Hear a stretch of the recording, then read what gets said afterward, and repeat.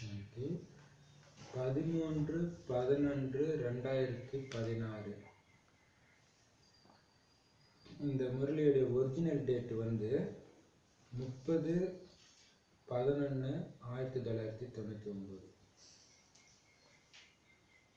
மதிப்புடன் தேர்ச்சி பெறுவோர் ஆகிறதுக்காக அனைத்து பொக்கிஷங்களின் கணக்கின் சேமிப்பை நிரம்பியதா இல்லையா? மதிப்போடு தேர்ச்சி பெறுறது ஆனர்ஸ் டிகிரின்னு சொல்லுவாங்கல்ல, அப்போ ஆனர்ஸில் பாஸ் பண்ணுறது, அந்த மாதிரி பயங்கர மெரிட்டில் பாஸ் ஆகணும் அப்படின்னா, இந்த ஞானத்தில் அந்த அளவுக்கு பாஸ் ஆகி உயர்ந்த பதவி அடையணும் அப்படின்னா, அதுக்கு நீங்கள் இப்போ என்ன பண்ணணும், பாபா நமக்கு பொக்கிஷம் கொடுக்குறாரு. குஷி, ஞானம், குணம், சக்திகள், இந்த பொக்கிஷங்களின் கணக்கு சேமிச்சுக்கிட்டே இருக்கணும்.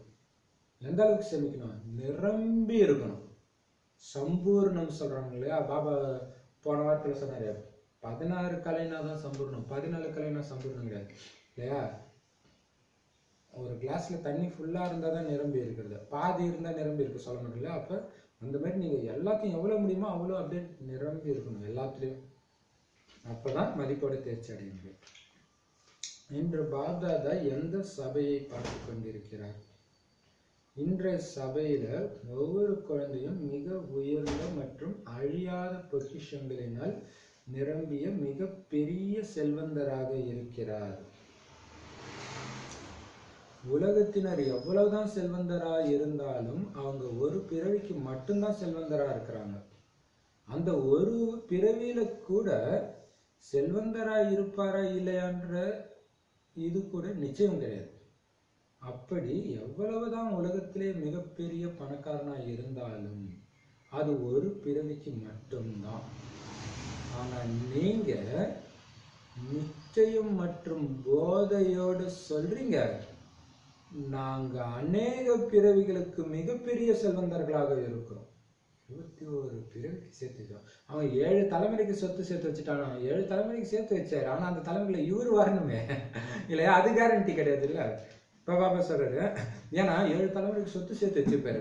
எவனோ ஒருத்தன் கொஞ்சம் கடன் வாங்கிட்டு போயிருப்பான், 50 ரூபாய் கூட கடன் வாங்கிறான், 50 ரூபாய் கொடுக்கணுமே எனக்கு, ஏன்னா அவங்களுக்கு அதே மணி மைண்ட்ல இருக்குமா, அவன் நினைச்சிட்டு செத்து காசுல அவன் குடும்பத்துல போய் பிறவி எடுத்துருவான்.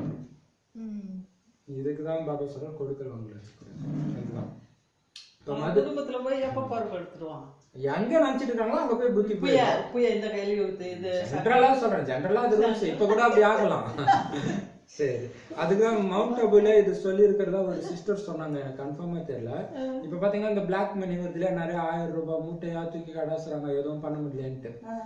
அதை ஏழைங்க எடுத்து மாத்தலாம், ஏன்னா அவங்களுக்கு கொஞ்சம் தானே அது பெருசா வராது இல்லையா? ஆனா அந்த காசை கூட நீங்க ஒரு பைசா கூட தொடக்கூடாதுன்னு சொல்லியிருக்காங்க இல்லையா? அது கர்ம கணக்கு இல்லையா, பாவ கணக்கு. இப்போ பாபா சொல்றாரு, இப்ப இந்த சபையை பார்த்துட்டு இருக்க, இந்த சபையில எப்படிப்பட்ட குழந்தைங்க தெரியுமா இருக்கிறீங்க? நீங்க எப்படிப்பட்டவங்க தெரியுமா? நீங்க எப்படிப்பட்ட மிகப்பெரிய பணக்காரங்கன்ற 21 பிறவிக்கு உங்க சொத்து குறையாத அளவுக்கு சேமிச்சுட்டு இருக்கிறீங்க, சேமிச்சு வச்சிருக்கீங்க. மிகப்பெரிய செல்வந்தரா இருக்கிறாங்க ஒவ்வொரு குழந்தையும். மற்றபடி அவங்க எவ்வளவு பெரிய கோடீஸ்வரனா இருக்கட்டும், ஒரு பிறவிக்கு தான் அவங்க கோடீஸ்வரன். ஆனா நீங்க சொல்றீங்க 21 பிறவிக்கு நாங்க பணக்காரனா இருக்கிறோம். யாருமே எங்க கிட்ட இருந்து தேட முடியாது. ஏன்னா நீங்க அனைவரும் அழியாத பொக்கிஷங்களினால் நிரம்பியவர்களாக இருக்கிறீங்க. இதோடைய ரகசியம் என்னன்னா, நம்ம குணத்துல நிரம்பணும்னா, தெய்வீக குணங்கள்ல நிரம்புறோம்னா, அந்த குணங்கள் உள்ள குடும்பத்துல பிறகுறோம். அந்த குணங்கள் தேவதை குடும்பம் தான் அப்படி இருக்கும். அப்ப பயங்கர உயர்ந்த குணம் மகாராஜா குடும்பத்துல இருக்கும். அந்த குணத்தை வச்சுதான் பணக்காரனா பிறக்கிறது, ஏழையா பிறக்கிறதுலாம் இருக்குது. அந்த ரகசியத்தை வெளிப்படுத்துறாரு பாபா.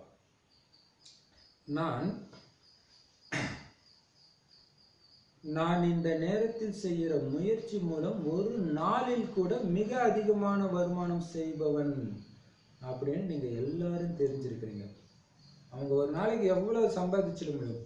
மிஞ்சி போனா 1 லட்சம் சம்பாதிக்க முடியும். 1 கோடி சொன்னா 1 லட்சம் சம்பாதிக்க முடியும் ஒரு நாள்ல. சரி, 1 கோடினே கூட வச்சுக்கலாம். ஆனா நாம எவ்வளவு சம்பாதிக்கிறோம்? ஒரு வினாடியில 1 கோடி சம்பாதிக்கிறீங்க. ஒரு வினாடி அவருடைய நினைவு இருந்தா அங்க சம்பாத்தியம் ஆகிட்டே இருக்கு இல்லையா?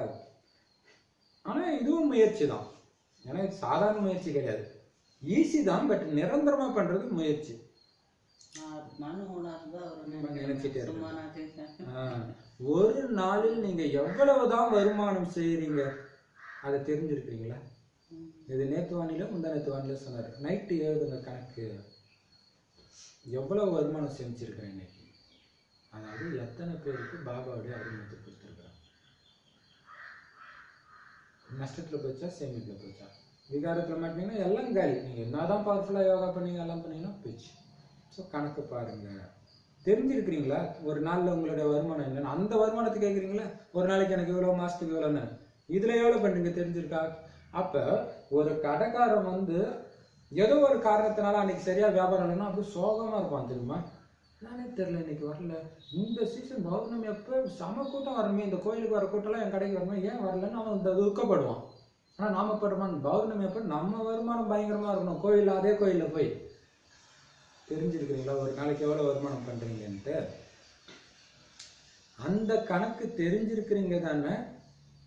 ஒரு அடியில பல மடங்குன்னு வர்ணனையும் இருக்கு. இந்த சங்கமக பிராமண வாழ்க்கையில வர ஒவ்வொரு வினாடியும் பல கோடி மடங்கு வருமானம் செய்யுது. ஒவ்வொரு அடியிலும் நீங்க பேசினாலும் வருமானம், பார்த்தாலும் வருமானம், நினைச்சாலும் வருமானம், செஞ்சாலும் வருமானம். அது இந்த பிராமண வாழ்க்கையுடைய வர்ணனை, மகிமை. அது உங்களுக்கு அனுபவமும் இருக்குது. அப்படி ஒரு நாள்ல தந்தை மூலமாக, தந்தையுடைய ஞானத்தின் மூலமாக, நினைவு மூலமாக ஒவ்வொரு அடியிலும் பல மடங்கு சேமிப்பாகுது. இது தொட்டதெல்லாம் வருமானம். பாபா சொல்றதெல்லாம் தொட்டா வருமானம். ஞானத்தை தொடுங்க புத்தினால வருமானம், பாபாவுடைய நினைவு பண்ணுங்க வருமானம், இந்த தெய்வீக குணங்களை வெளிப்படுத்துங்க வருமானம். ஸோ எல்லாமே அப்பா மூலமாகவும், அப்பாவுடைய ஞானத்தின் மூலமாகவும், நினைவு மூலமாகவும், 3 விதமாக உங்களுக்கு பல மடங்கு சேமிப்பாயிட்டே இருக்குது. அப்படி முழு நாளிலும் பாபாவுடைய நினைவுல இருந்து நீங்க எத்தனை அடி எடுத்து வைக்கிறீங்களோ அந்த அளவு பல மடங்கு சேமிப்பு செஞ்சுட்டே இருக்கீங்க.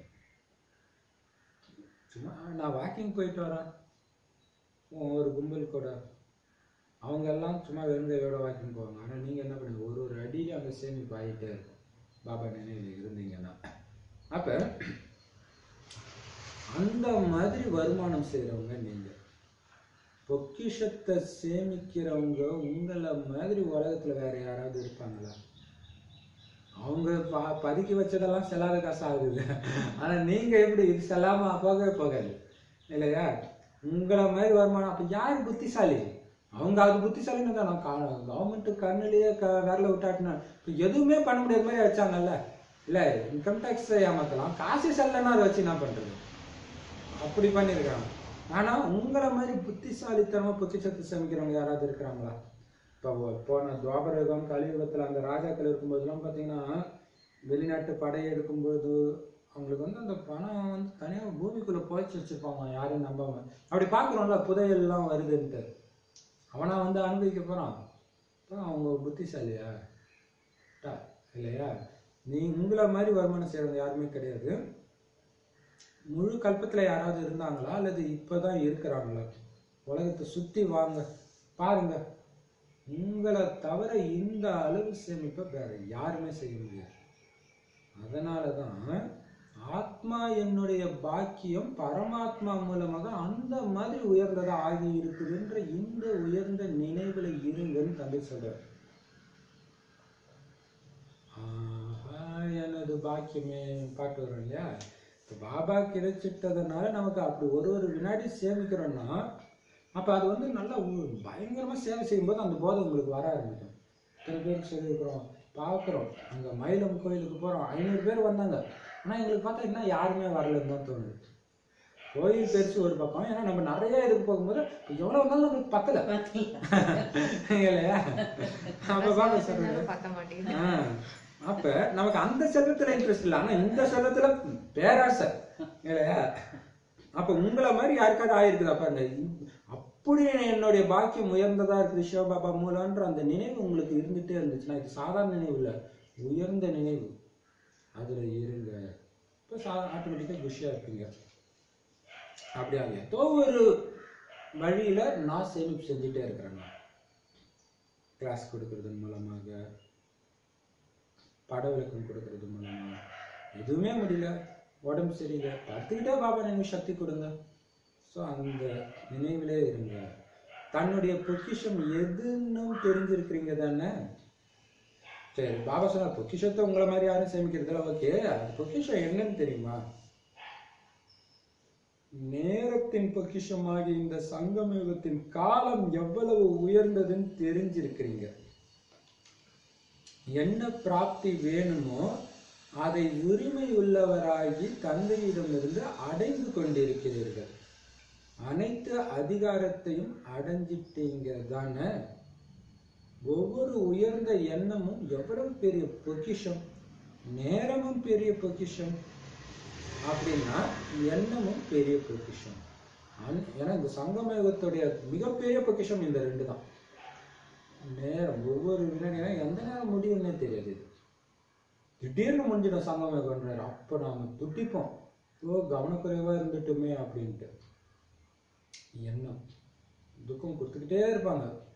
இல்லை என்னுடைய எண்ணம் மாறிடுச்சுன்னா நஷ்டமாயிடும் அப்படின்ற எச்சரிக்கையில் இருந்தீங்கன்னா வருமானம் கொஞ்சம் மறந்து ரொம்ப இவன் டார்ச்சர் பண்ணாலும் ஸ்லைட்டாக அப்படி திட்டிங்க, டக்குன்னு சங்கம் முடிஞ்சிடும். கடைசி நேரம் நிலைக்கு ஏற்ற மாதிரி எதிர்காலம் அமைஞ்சிடும். அப்போ எவ்வளோ எச்சரிக்கையாக இருக்கணும். அதனால தான் நேற்று வானிலே சொன்னார் சங்கம் யுகம் ஞாபகம் வச்சுக்கோங்கன்னு. இன்னைக்கு சொல்ல மிகப்பெரிய பொக்கிஷம் இந்த எண்ணமும் நேரமும். ஏன்னா ஒரு ஒரு வினாடியும் பல கோடி மடங்கு சேமிச்சுட்டு இருக்கிறீங்க. என்னெல்லாம் நீங்கள் அடையணும்னு விரும்புறீங்க அடுத்த 5000 வருஷத்துக்கு, அப்பா கிட்ட இருந்து அதை அடையிறதுக்கான உரிமை உங்களுக்கு இருக்கு. அந்த உரிமை உள்ளவராகி அடைஞ்சிட்டு தானே இருக்கிறீங்க. அனைத்து சக்திகளும் எவ்வளவு பெரிய பொக்கிஷம், எவ்வளவு பொக்கிஷம் கொடுத்திருக்காரு. எண்ணம், நேரம், அடுத்தது சக்திகள். அதோட முடிஞ்சிச்சா நம்ம பொக்கிஷம்? முக்கியமான ஒரு பொக்கிஷம் இருக்குது. அதன் மூலமா தானே பாபாவே தெரிஞ்சுக்கிறோம். அது என்ன பொக்கிஷம்? ஞான ரத்தினம். ஒவ்வொரு ஞான ரத்தினமும் எவ்வளவு பெரிய பொக்கிஷம். எல்லாத்தையும் நமக்குள்ள நிரப்புறதே இந்த ஞான ரத்தினம் மூலமாக தான். ஒவ்வொரு குணமும் எவ்வளவு பெரிய பொக்கிஷம். அப்ப சங்கமயுகத்துல நமக்கு எவ்வளவு பொக்கிஷம், இதுதான் நம்மளுடைய பொக்கிஷம். இதை தான் நம்ம சிரிக்கணும். இதைத்தான் மத்தவங்க தேடாம பார்த்துக்கணும். மற்றதை பத்திலாம் நமக்கு கவலையே கிடையாது இல்லையா? உலகத்துல என்ன ஆனாலும் என்னுடைய குணம் குறைஞ்சிருக்குதா கொஞ்சமாச்சா, அதனால தரம் தாழ்ந்திருக்கா குணம், சக்தி, ஞானம், இதை செக் பண்ணணும். எண்ணம், நேரம், சக்தி, ஞானம். மூச்சுக்கு மூச்சு நினைவு செய்யறதுனால, பாபாவை நினைவு செய்யறதுனால அந்த மூச்சு கூட பயனுள்ளதாக வெற்றி உள்ளதாக ஆகிடுதுன்னு உலகத்தினரும் நம்புறாங்க. சுவாசத்திலும் நீண்டு பாட்டுல எழுதுறாங்கல்ல, ஒவ்வொரு சுவாசத்திலும் பாபாவை நினைவு செய்யறதுனால இந்த சுவாசத்துக்கு கூட ஒரு மரியாதை வந்துச்சு, வெற்றி உள்ளதாயிடுச்சு. இந்த சுவாசத்துடைய மகிமையா தான் பக்தி மார்க்கத்துல என்ன பண்ணிடுறாங்க, பிராணாயாமம். ஓ சொல்லிட்டு அப்ப சுவாசத்துக்கு சுவாசம் பாபா நினைக்கிறது, அவங்க பாபா மறந்துட்டு சுவாசத்தை பிடிச்சிட்டாங்க. ஸோ உலகத்தினர் கூட அப்படி நம்புறாங்க. மூச்சுக்கு மூச்சு நினைவு செய்யறதுனால அந்த மூச்சு கூட பயனுள்ளதா வெற்றி உள்ளதா ஆகிடுதுன்ட்டு. அப்படி உங்கள் அனைவரின் மூச்சு வெற்றி சொரூபமானதே அன்றி வீணானது கிடையாது. ஒவ்வொரு மூச்சிலும் வெற்றியின் அதிகாரம் நிரம்பி இருக்குது. அப்ப இதெல்லாம் நம்மளுடைய உரிமை. அதிகாரம்னா என்ன? உரிமை. இப்போ ஒரு குழந்தை வந்துச்சுன்னா அந்த அப்பாவுடைய சொத்துக்கு அது அதிகாரி. அது மாதிரி நம்ம அப்பாவுக்கு குழந்தை, அதை பாபாவுக்கு குழந்தையான உடனே இதுக்கெல்லாம் அதிகாரி நீங்க. அப்ப ஒவ்வொரு சுவாசத்திலும் பாபா நினைவு இருக்கிறதுனால உங்க சுவாசம் கூட வெற்றி சொரூபமாச்சு, வீணானது கிடையாது. சுவாசத்தை கூட வீணான விஷயத்துல இருக்கணும். அப்படின்னா பாபா நினைவு இல்லாம சுவாசிச்சா கூட வேஸ்ட். சம பக்குவப்படுத்துறாரு இல்லையா? ஏன்னா ஒவ்வொரு மூச்சிலும் வெற்றியின் அதிகாரம் இருக்கு. ஒரு மூச்சிலும் நீங்க சம்பாதிக்கிறீங்க. நான் உட்கார்ந்துகிட்டே சம்பாதிப்பேன், படுத்துக்கிட்டே சம்பாதிப்பேன். நாம என்ன சொல்றோம், நான் மூச்சு விட்டுக்கிட்டே சம்பாதிப்பேன் இல்லையா? சுவாசிக்கிறது கூட நமக்கு சம்பாதிக்கிறது. ஆமா, பாப்தாதா அப்ப இந்த பொக்கிஷத்தை வீணாக்காதீங்க, சேமிங்கன்றார். இதுதான் மெயின் இல்லையா? பிராமண வாழ்க்கையோட மிகப்பெரிய சக்தி அமைதி, மிகப்பெரிய எதிரி சத்தம் பேசுறது இல்லையா? பாப்தாதா அனைத்து குழந்தைகளுக்கும் அனைத்து பொக்கிஷங்களையும் ஒரே மாதிரி தான் கொடுக்கிறாரு. அவர் பிரிச்சு கொடுக்குறாரு. இந்த மாதாஜி எனக்கு பிடிக்கும், இந்த சிஸ்டர் எனக்கு பிடிக்காது நான் கொடுக்குறாரு. ஒரே மாதிரி தான் கொடுத்துருக்கிறாரு. அனைத்தையும் கொடுத்துருக்காரு. வச்சுட்டும் கொடுக்கல. இந்த குழந்தையெல்லாம் நம்மள கஷ்டம் மட்டும் தட்டினுமான்னு நினைக்கல. அவர் எல்லாத்தையும் கொடுத்துறாரு. அதனால தான் அவர் போலநாத் கலங்கப்ப மட்டும் சொல்றாரு. மேலும் சமமா கொடுத்துருக்கிறார். சிலருக்கு ஒரு குணமும், சிலருக்கு 10 குணங்களும், சிலருக்கு 100 குணங்களும் அப்படியெல்லாம் கொடுக்கல. சினிமா பாட்டுல வருமே, கொடுத்ததெல்லாம் கொடுத்தார், ஒருத்தனுக்கா கொடுத்தார் அப்படின்ட்டு வரும். ஆனா இது குணங்கள்னு தெரியல அவங்களுக்கு. குணங்கள் மூலமா தான் அது ஆகுது. கொடுக்கக்கூடிய தந்தையோ ஒவ்வொரு குழந்தைக்கும் பிராமணன் ஆன உடனேயே எல்லா பொக்கிஷங்களையும் சமமான ரூபத்துல கொடுத்திருக்கிறார். ஒவ்வொரு குழந்தைக்கும் அது எப்ப பாபா குழந்தை ஆயிடுச்சோ என் இது அனைத்தும் உன்னுடைய இது குழந்தைன்றாராம். எப்ப அது கரெக்டா உங்களுக்கு பிராப்தி ஆகும்னா நீங்களும் பதிலுக்கு என் இது அனைத்தும் உன்னிது பாபான்னு சொன்னீங்கன்னா ஆயிடும். நீங்க எப்ப அதை சொல்றீங்களோ அது ஆயிடும். அப்ப ஆனால் ஆனால் அவரு எல்லாத்தையும் கொடுக்கிறாரு, சமமா கொடுக்கிறாரு. ஆனா அவரு கொடுக்கிற பொக்கிஷத்தை எவ்வளவு நீங்க சேமிச்சு வைக்கிறீங்க அல்லது இழக்கிறீங்கன்றது ஒவ்வொருத்தருடைய தனிப்பட்ட முயற்சியில. அது எப்படின்னா ஒரு பாக்ஸ், ஒரு ரூம் ஃபுல்லா வைடு எங்களுக்கு நீ எவ்வளவு வேணாலும் எடுத்துக்கோ, எத்தனை பேர் வேணாலும் நுழைஞ்சு எடுக்க முடியும். ஆனா 5 நிமிஷம் தான் டைம் இல்லையா? அப்ப உயிர் போனாலும் பரவாயில்லன்னு எடுப்பாங்க இல்லையா? அதே மாதிரிதான் இந்த சங்கம் 5 நிமிஷம் தான் இருக்குது அந்த சக்கரத்துல. ஆனா நமக்கு அந்த நிச்சயம் இல்லை இல்லையா? பாப்போம், பொறுமையா பார்த்துக்கலாம். அந்த பொறுமையா பார்க்குற நேரத்துல வேற ஒருத்தன் சம்பாதிச்சு எடுத்துட்டு இருக்கிறோம். ஓட்ட பந்தயம் ஓடிக்கிட்டே இருக்கணும். நீங்க சோர்ந்ததுனால மற்றவங்க சோர்ந்துட்டு போறது இல்லை. அப்ப சோற வச்சு மாயா கிட்ட வந்து நம்ம எச்சரிக்கையா இருக்கணும். அதுதான் மெயின். அடுத்தது பாபா சொல்றாரு, கொடுக்கக்கூடிய தந்தையோ சமமா கொடுத்துருக்க. ஸோ உங்க மேலதான் இது சேமிக்கிறதும் இழக்கிறதும். பாபா சொல்றாரு, நான் சொல்றது சொல்லிட்டேன், ஃபாலோ பண்றது பண்ணாது உங்க இஷ்டம் இருக்கேன் இல்லையா? நான் முழு நாள்ல எந்த அளவுக்கு சேமிக்கிறேன் அல்லது இழக்கிறேன்னு ஒவ்வொருத்தரும் சொல்ல. பரவாயில்ல, இது முன்னாடி வானிலை பாபா சொன்னாருன்னு சொன்னா அதே தான் இன்னைக்கு மெயினாவே வருது இல்லையா? முழு நாள்ல எவ்வளவு சேமிக்கிறேன் அல்லது இழக்கிறேன்னு ஒவ்வொருத்தரும் செக் பண்ணணும். நைட் அவசியம் இந்த கணக்கு பாருங்க, எழுதுங்க அல்லது மனசாலையாவது பாருங்க, கணக்கு காட்டணும். ஏன்னா அவரு தானே எஜமானன், கணக்கு காட்டணும். அல்லது நமக்குமே கூட இது லாப நஷ்ட கணக்கு, நம்மளுடைய எதிர்காலத்துக்கு தானே. செக் பண்றீங்களா? அவசியம் சோதனை செய்யணும். பண்றீங்களா? அப்ப நிறைய குழந்தை என்ன சொல்லணும், பண்ணணுமா பாபான்னு மனசுக்குள்ள. அது பாபா சொல்ற, அவசியம் செக் பண்ணணும், சோதனை செய்யணும். ஏன்னா இந்த பொக்கிஷத்தின் சேமிப்பு ஒரு பிறவிக்கானது கிடையாது, அலட்சியமா விடுறதுக்கு. ஒவ்வொரு பிறவிக்குமானது. உங்க தலையெழுத்து நீங்க எழுதுறீங்க, எவ்வளவு சூப்பரா இருக்கணும்னு நினைக்கிறீங்க, எழுதுங்க. எல்லாரும் உங்களுக்கு அடிப்பணியணுமா, மகாராஜா ஆகணுமா? உங்களால முடியும். அல்லது நீங்க மற்றவங்களுக்கு அடிப்பணியணுமா? அப்ப இப்ப நீங்க அதிகாரம் பண்ணுங்க, அங்க வந்து அடிப்பணிவீங்க இல்லையா? இப்ப பணிச்சு பண்ணீங்கன்னா அங்க அதிகாரி ஆயிடுங்க. அந்த ரகசியத்தை தெரிஞ்சுக்கணும். ஏன்னா இது ஒரு பிறவிக்கானது கிடையாது, ஒவ்வொரு பிறவிக்குமானது. அநேக ஜென்மங்களுக்கு இந்த சேமிப்பு தேவையா இருக்கு இல்லையா? செல்போன்ல எந்த அளவுக்கு நீங்க சார்ஜ் போட்டிருக்கீங்களோ அவ்வளவு நேரத்துக்கு இது யூஸ் ஆகும் இல்லையா? அதிகமா சார்ஜ் போட்டா சத்தியம் ஃபர்ஸ்ட் பிறவில இருந்தே வருவீங்க, கம்மியா போட்டீங்கன்னா 2வது 3வது அப்படி போயிடும். சரி, இப்ப வர அடுத்த பாயிண்ட். ஃபர்ஸ்ட் பொக்கிஷத்தை சேமிச்சிங்களா கேட்டாரு. அடுத்து பொக்கிஷம்னா என்னன்னு கேட்டாரு. சேமிப்புல போகுதா நஷ்டமா இருக்கான்னு கேட்டாரு. இப்ப 4வது பாயிண்ட் சொல்றாரு, சேமிக்கிறதுக்கான விதி தெரியுமா? எப்படி சேமிக்கிறதுன்னு தெரிஞ்சிருக்கீங்களா? ரொம்ப ரொம்ப ஈஸி, சூப்பரான விதி சொல்றாரு பாபா. என்ன அந்த விதினா, புள்ளியை மட்டும் இட்டுக்கொண்டே செல்லுங்கள். நம்ம போன வானிலை சொன்னதுதான் முக்கியமான பாயிண்ட் சொன்னேன். புள்ளி வைங்க, முற்றுப்புள்ளி வச்சுட்டே போங்க. எதா இருந்தாலும் பாபா பாருங்க, பாபா பத்தி போ அதை பத்திலாம் பேசாத, வேணாம் வேணாம் வேணாம். அதுதான் சேவைக்கு போகும்போதுமே நம்ம வந்து நல்லா பேசுறவங்களை அவாய்ட் பண்றது. அதுக்கு தான் நம்ம சேமிப்பு அவங்க தேடிட்டு இருக்கிறாங்கப்பா, புரியுதா? அப்ப எதுக்கு நம்ம பண்ணணும் இல்லையா? அப்ப பாபா சொல்ற, யோக பலம் இல்லைன்னா நீங்க பண்றதுக்கு சேவையே இல்லைன்னு. சும்மா நீங்க கத்துனீங்க, தொண்டை கத்திச்சு, அவ்வளவுதான். ஏதோ கொஞ்சம் கிடைக்கும், சரி வந்து நின்னுமே அப்படின்ட்டு. இப்ப பாபா சொல்றாரு, எல்லாத்துக்கும் முற்றுப்புள்ளி இட்டுட்டு போங்க, விஸ்தாரப்படுத்தாதீங்க.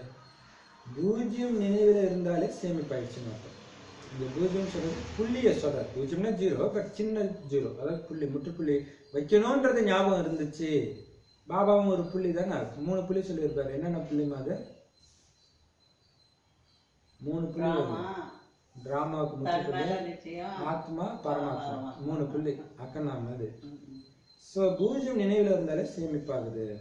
எப்படி ஸ்தூல செல்வத்துல கூட ஒன்றின் கூடவே 0த்தை இட்டுக்கொண்டே சென்றீர்கள் என்றால் அதோடைய மதிப்பும் அதிகரித்து கொண்டே இருக்கும் இல்லையா? அதே மாதிரி ஆத்மாவும் புள்ளி, தந்தையும் புள்ளி, மேலும் டிராமாவில என்ன கடந்து சென்றதோ அதற்கும் முற்றுப்புள்ளி, அதாவது புள்ளி. ஒருவேளை ஒவ்வொரு பொக்கிஷத்தையும் புள்ளி ரூபத்துல நினைவு செஞ்சீங்கன்னா சேமிப்பாகி கொண்டே இருக்கும். அனுபவம் இருக்கிறது தான் இல்லையா? புள்ளி வைத்தீர்கள் மற்றும் மீனானவற்றிலிருந்து சேமிப்பாகி கொண்டே இருக்கிறது. புள்ளி வைக்க தெரியுமா? அநேக தடவைகள் அந்த மாதிரியும் ஆகுது. எந்த மாதிரி ஆகுது? புள்ளி இடுவதற்கு முயற்சி செய்யறாங்க, ஆனா புள்ளிக்கு பதிலாக நீளமான கோடு ஆகிடுது, புள்ளிக்கு பதிலாக கேள்விக்குறி ஆகிடுது, ஆச்சரியத்தின் குறி இடப்பட்டு விடுகிறது. அப்படி சேமிப்பு கணக்கை அதிகரிக்கிறதுக்கான விதியே புள்ளி தான். மேலும் இழப்பதற்கான வழி நீளமான கோடு போடுவது. செம பாயிண்ட் இல்லையா? கேள்விக்குறி இடுவது மற்றும் ஆச்சரியக்குறியை இடுவது, இதுல எது ரொம்ப ஈஸி? 3 சொல்லியிருக்காரு. புள்ளி வைக்கிறது ஈஸியா, கொஸ்டின் மார்க் ஈஸியா, ஆச்சரியக்குறி போடுறது ஈஸியா? புள்ளி வைக்கிறது தான் ஈஸி. புள்ளி தானே. அப்படி விதி ரொம்ப ஈஸியானதா இருக்குது. ஸ்வமானம் மற்றும் தந்தையின் நினைவு மற்றும் வீணானதுக்கு முற்றுப்புள்ளி இடுவது, இவ்வளவுதான். செம பாயிண்ட். இப்ப பாபா சொல்றாரு, சேமிக்கிறதுக்கான விதியை சொல்றாரு. விஷயங்கள் வந்துகிட்டே இருக்கும். இப்ப இங்க ஒரு பிரச்சனை வரும், இது முடிஞ்ச இன்னொரு பிரச்சனை வரும், அது வந்துகிட்டே இருக்கும், நிக்காது. நம்மளை பக்குவப்படுத்துறதுக்காகவோ அல்லது கர்ம கணக்கின் விதிப்படியோ வந்துகிட்டே இருக்கும். அது ஏன் இப்படி வருது? அதை நான் மாத்திரம் பாரு அப்படின்னா பாபா சிரிப்பார். அதை மாத்துறதுக்கு அவனுக்கு நான் அதை அனுப்பிச்சேன், உன்னை மாத்துறதுக்கு அனுப்பிச்சேன் அந்த பிரச்சனையா? நீ அதை மாத்தணும்னு ட்ரை பண்ணி போய் மாட்டிக்கிற கேள்வி கேட்டு. ஆனால் அதுக்குதான் பாபா செக் பண்ண சொல்றேன். இன்னைக்கு நான் எனக்கு சேமிப்புல போயிச்சா நஷ்டத்துல போயிச்சா? இந்த சேமிப்புல எப்படி ஆகுதுன்னா, அந்த பிரச்சனை வரும்போது சரி அதை நான் இனிமேல் சிந்திக்க மாட்டேன், முற்றுப்புள்ளி பாபா பார்த்துக்கோன்னு வச்சுட்டீங்கன்னா அதுக்கு சேமிப்பாயிடுச்சான். ஒரு 0 1 போட்டுட்டு பக்கத்துல ஒரு 0 போட்டீங்க, அடுத்த பிரச்சனை வருது, அதுக்கும் ஒரு புள்ளி வச்சுன்னா இன்னொரு 0 100 ஆயிடுச்சு, இன்னொரு பிரச்சனை 1000. ஏன்னா இது இந்த விதியை 0 போட்டே ஏத்துறது. 10ல இருந்து 100 அது பெரிய டிஃபரன்ஸ் இல்லை, ஆனா 100ல இருந்து 1000 பெரிய டிஃபரன்ஸ். 1000 அப்போ ஒரு 0வே போட போட போட என்ன ஆகுது? பக்கமாக சேமிப்பாகுதுன்றது. ஆனா அது எப்படி பண்ண முடியும்? அப்படி முற்றுப்புள்ளி வைக்கிறது தான் கஷ்டமா இருக்குது. அதுக்குதான் பாபா சொல்றாரு ஸ்வமானம். ஸ்வமானம்னா ஒண்ணும் இல்லை, இந்த ஞான பாயிண்ட் ஆத்மாவுடைய சுயமரியாதை தான் எல்லாமே. நீ இப்படி இருக்கணும்ன்றதான் ஆத்மாவுடைய மரியாதை. சுயமரியாதை தான் ஹிந்தியில சுவமானம், ஸ்வமானம் அப்படின்னு வைக்கிறாங்க. ஸோ ஞான பாயிண்ட் சிந்தனை செய்யும். எப்பவுமே அதுலயே பிஸியா இருந்தா வீண் விஷயம் வராது. அடுத்தது அப்பாவுடைய நினைவு, அடுத்தது வீணானதுக்கு முற்றுப்புள்ளி வச்சுட்டு இருந்துட்டே இருங்க. இதுதான் விதி. தினசரி அமிர்த வேலையில சரி சரி இது சேமிக்கிறதுக்கான விதி. அதே மாதிரி இழக்கிறதுக்கும் ஒரு விதி இருக்குதான். அது என்ன விதி? அதே பையன் அது நீங்க என்ன ஷேப்ல போட்டாலும் இழக்கிறீங்கன்னு அர்த்தம். முற்றுப்புள்ளி வச்சிருங்க, டக்குன்னு பாபாட்ட போயிடுங்க, சேமிப்பு. இழுத்துட்டீங்கன்னா அவுட்டு. இப்ப தினசரி அமிர்த வேலையில தனக்குத்தானே 3 புள்ளிகளின் நினைவு திலகம் இட்டுக் கொள்ளுங்கள். இப்ப 3 புள்ளிக்கு வந்துட்டு இல்லையா அப்படின்னு பாப்தாதா ஏற்கனவே சொல்லியிருக்காரு. அமிர்த வேலையில இந்த 3 புள்ளியும் வச்சிடணும். காலைல எழுந்திரிச்ச உடனே நான் ஆத்மா, பாபாவை நினைக்கிறேன், பாப்தாதாக்கு எதிர் இருக்கிறேன், நேற்று அந்த மாதாஜி ஏன் எனக்கு சொன்னாங்க, இப்ப பாபா நினைவு கட் ஆகுது, ஏன்னா அது மாதாஜி பத்தி யோசிச்சுன்னு இருக்கிறோம். அப்ப என்ன தப்பு பண்ணிட்டோம்? 3வது புள்ளி வைக்க மறந்துட்டோம். ஆத்மா புள்ளி வச்சுட்டோம், பரமாத்மா நினைவு வச்சுட்டோம், அந்த 3வது புள்ளி. அப்ப அது ஞாபகம் வந்தா சரி, அது கூட அது முற்றுப்புள்ளி 3வது புள்ளி வச்சுட்டோம். 3 புள்ளி வச்சிருக்கிறேன்னா செக் பண்ணிட்டே இருங்க எப்பயுமே. வேற எந்த எண்ணமும் வராது 3வது புள்ளி வச்சீங்கன்னா. இப்ப அந்த 3 புள்ளியோட நினைவு திலகத்தை இட்டுக்கோங்க. அந்த 3 புள்ளி நினைவுல இருந்தீங்கன்னா பொக்கிஷம் கூட வீணா போகாது, இழக்க மாட்டீங்க, லீக் ஆகாது. ஒவ்வொரு நேரமும் ஒவ்வொரு பொக்கிஷமும் சேமிப்பாகிட்டே இருக்கும் இந்த 3 புள்ளி வச்சீங்கன்னா. இல்லையா? ஆத்மானா ஆத்மாவுடைய நடிப்பு நடிக்குது, அவ்வளவுதான். பரமாத்மா நினைச்சு செஞ்சு சேமிச்சுட்டான். இப்ப ஒவ்வொரு நேரமும் இப்ப இந்த 3 புள்ளியை மட்டும் நீங்க பக்காவா இருக்குதா, இப்ப பொட்டு செக் பண்ணுவாங்களா, பொட்டு அழியாம இருக்குதா, விபூதி அழியாம இருக்குதானே, அந்த மாதிரி இந்த 3 புள்ளியை நீங்க எப்பயும் செக் பண்ணிக்கிட்டே இருந்தீங்க, நிரந்தரமா அதை வச்சுட்டே இருந்தீங்கன்னா ஆட்டோமேட்டிக்கா ஒவ்வொரு பொக்கிஷமும் சேமிப்பு ஆயிட்டே இருக்குமா, ஒரு வினாடி விடாம. அந்த 3வது விஷயம் வராம பார்க்கணும். இதுதான் பெரிய விஷயம். இதுலதான் மாயா ஏமாத்தியது. இப்ப அப்ப எத்தனை புள்ளி வச்சிருக்கிறேன் இன்னைக்கு, எத்தனை டெஸ்ட் பேப்பர் வரும்போது அப்படியே புள்ளி வச்சுட்டு வெளில வந்தேன், அப்ப ஜெயிச்சிட்டேன்னு அர்த்தம். ஒவ்வொரு நேரமும் ஒவ்வொரு பொக்கிஷமும் சேமிப்பாயிட்டே இருக்கும். அனைத்து குழந்தைகளும் ஒவ்வொரு பொக்கிஷத்தின் சேமிப்பு சாட்டை பாப்தாதா பார்த்தாரு. அதுல என்ன பார்த்தாங்க? பாப்தாதானா எத்தனை பேரு? அப்போ 2 பேர் இல்லையா? சோ 2 பேரும் பாக்குறாங்க குழந்தைங்களுடைய பொக்கிஷம் எந்த அளவுக்கு சேமிப்பா இருக்குன்னு அந்த லிஸ்ட்டை பாக்குறாங்க. அது அவங்களால பார்க்க முடியும், தெரியுமா? சூக்ஷ்ம வாதனத்துல அதுக்கு ஏதோ ஒரு கருவி இருக்குதுன்ற. இந்த ஆத்மாவை நினைச்சா டக்குன்னு வந்துடுமா, இதுக்கு எவ்வளவு சேமிப்பா இருக்கு, எவ்வளவு பாவ கணக்கா இருக்கு, அது தெரியுமா அவங்களுக்கு. அதான் பாபா சொல்லல, ஒரு சிலது நல்லா மின்னிட்டு இருக்குது, ஒரு சிலது மின்னல அப்படின்றது. ஏன்னா பாபா அதை தான் பார்க்குறாரு, உடம்பே அவர் பார்க்க மாட்டார். இப்போ எந்த ஆத்மா பயங்கரமா ஜொலிக்குதோ அதுதான் அவர் பார்ப்பார். இப்ப சரி, அந்த பொக்கிஷத்தின் சேமிப்பு சாட்டை பார்க்கும்போது என்ன பார்த்தாங்க அப்படின்னா, இதுவரையிலும் கூட இது 91 வாணி, பாபா வந்தது 36, அப்ப திட்டத்திட்ட 60 வருஷம். 60 வருஷமா பாபா ஞானத்தை கொடுத்தும் கூட, இதுவரையும் கேட்டுக்கிட்டு இருந்தும் கூட சேமிப்பு கணக்கு எந்த அளவு இருக்கணுமோ அந்த அளவு இல்லையே. வீண் விஷயங்கள் உள்ள போயிடுச்சு நிறையா, அதனால சேமிப்பு கணக்கு இல்லை. நேரம், எண்ணம் மற்றும் வார்த்தைகள் வீணாகவும் செல்கிறது. நேரம் பயங்கரமா சங்கம நேரத்துடைய மதிப்பு தெரியலனாலே முடிஞ்சு போச்சு இல்லையா? நேரமும் முக்கியமானது, எண்ணமும் தேவையில்லாத எண்ணங்களும் வந்துடக்கூடாது, வார்த்தைகளும் வீணா போயிடக்கூடாது. ஒரு வார்த்தைனா அதை சொல்லிட்டு அப்படியே வந்துடணும் இல்லையா? நடைமுறையில சில நேரம் நேரத்தின் மகத்துவம் வெளிப்படும் ரூபத்தில் குறைவாக இருக்குது. சில நேரம் என்ன பண்ணிடுறாங்க பாபா குழந்தைங்க, வீண் விஷயத்தை பேசுறதுனால சும்மா ஏதோ வெட்டியா இருக்கிறதுல போய்க்கிறாங்க. அப்ப நேரத்துடைய மகத்துவம் வெளிப்படையா தெரியல. ஏன்னா சேவையில உபயோகமா பயன்படுத்தல, அவங்க வேற எதையாவது சிந்திச்சுட்டு இருக்காங்க அர்த்தம். ஒருவேளை நேரத்துடைய மகத்துவம் மட்டும் உங்களுக்கு எப்பவுமே இருந்துச்சுன்னா,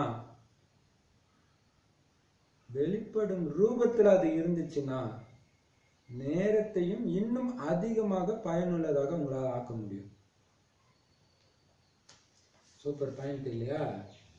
இப்ப பாத்தீங்கன்னா நமக்கு இந்த சமைக்கிற நேரம், நம்ம வீட்டுல இவங்க கூப்பிடுவாங்க, அதுக்குள்ள போயிடணும், இந்த இது மகத்துவம் வைக்கிறோம். ஆனா சங்கமத்துல நம்ம அப்பா கூப்பிட்டா போறதுக்கு தயாரா இருக்கணுமே இல்லையா? அது இருக்குதா எப்பயும் இந்த சேவையில எல்லாத்துலயுமே?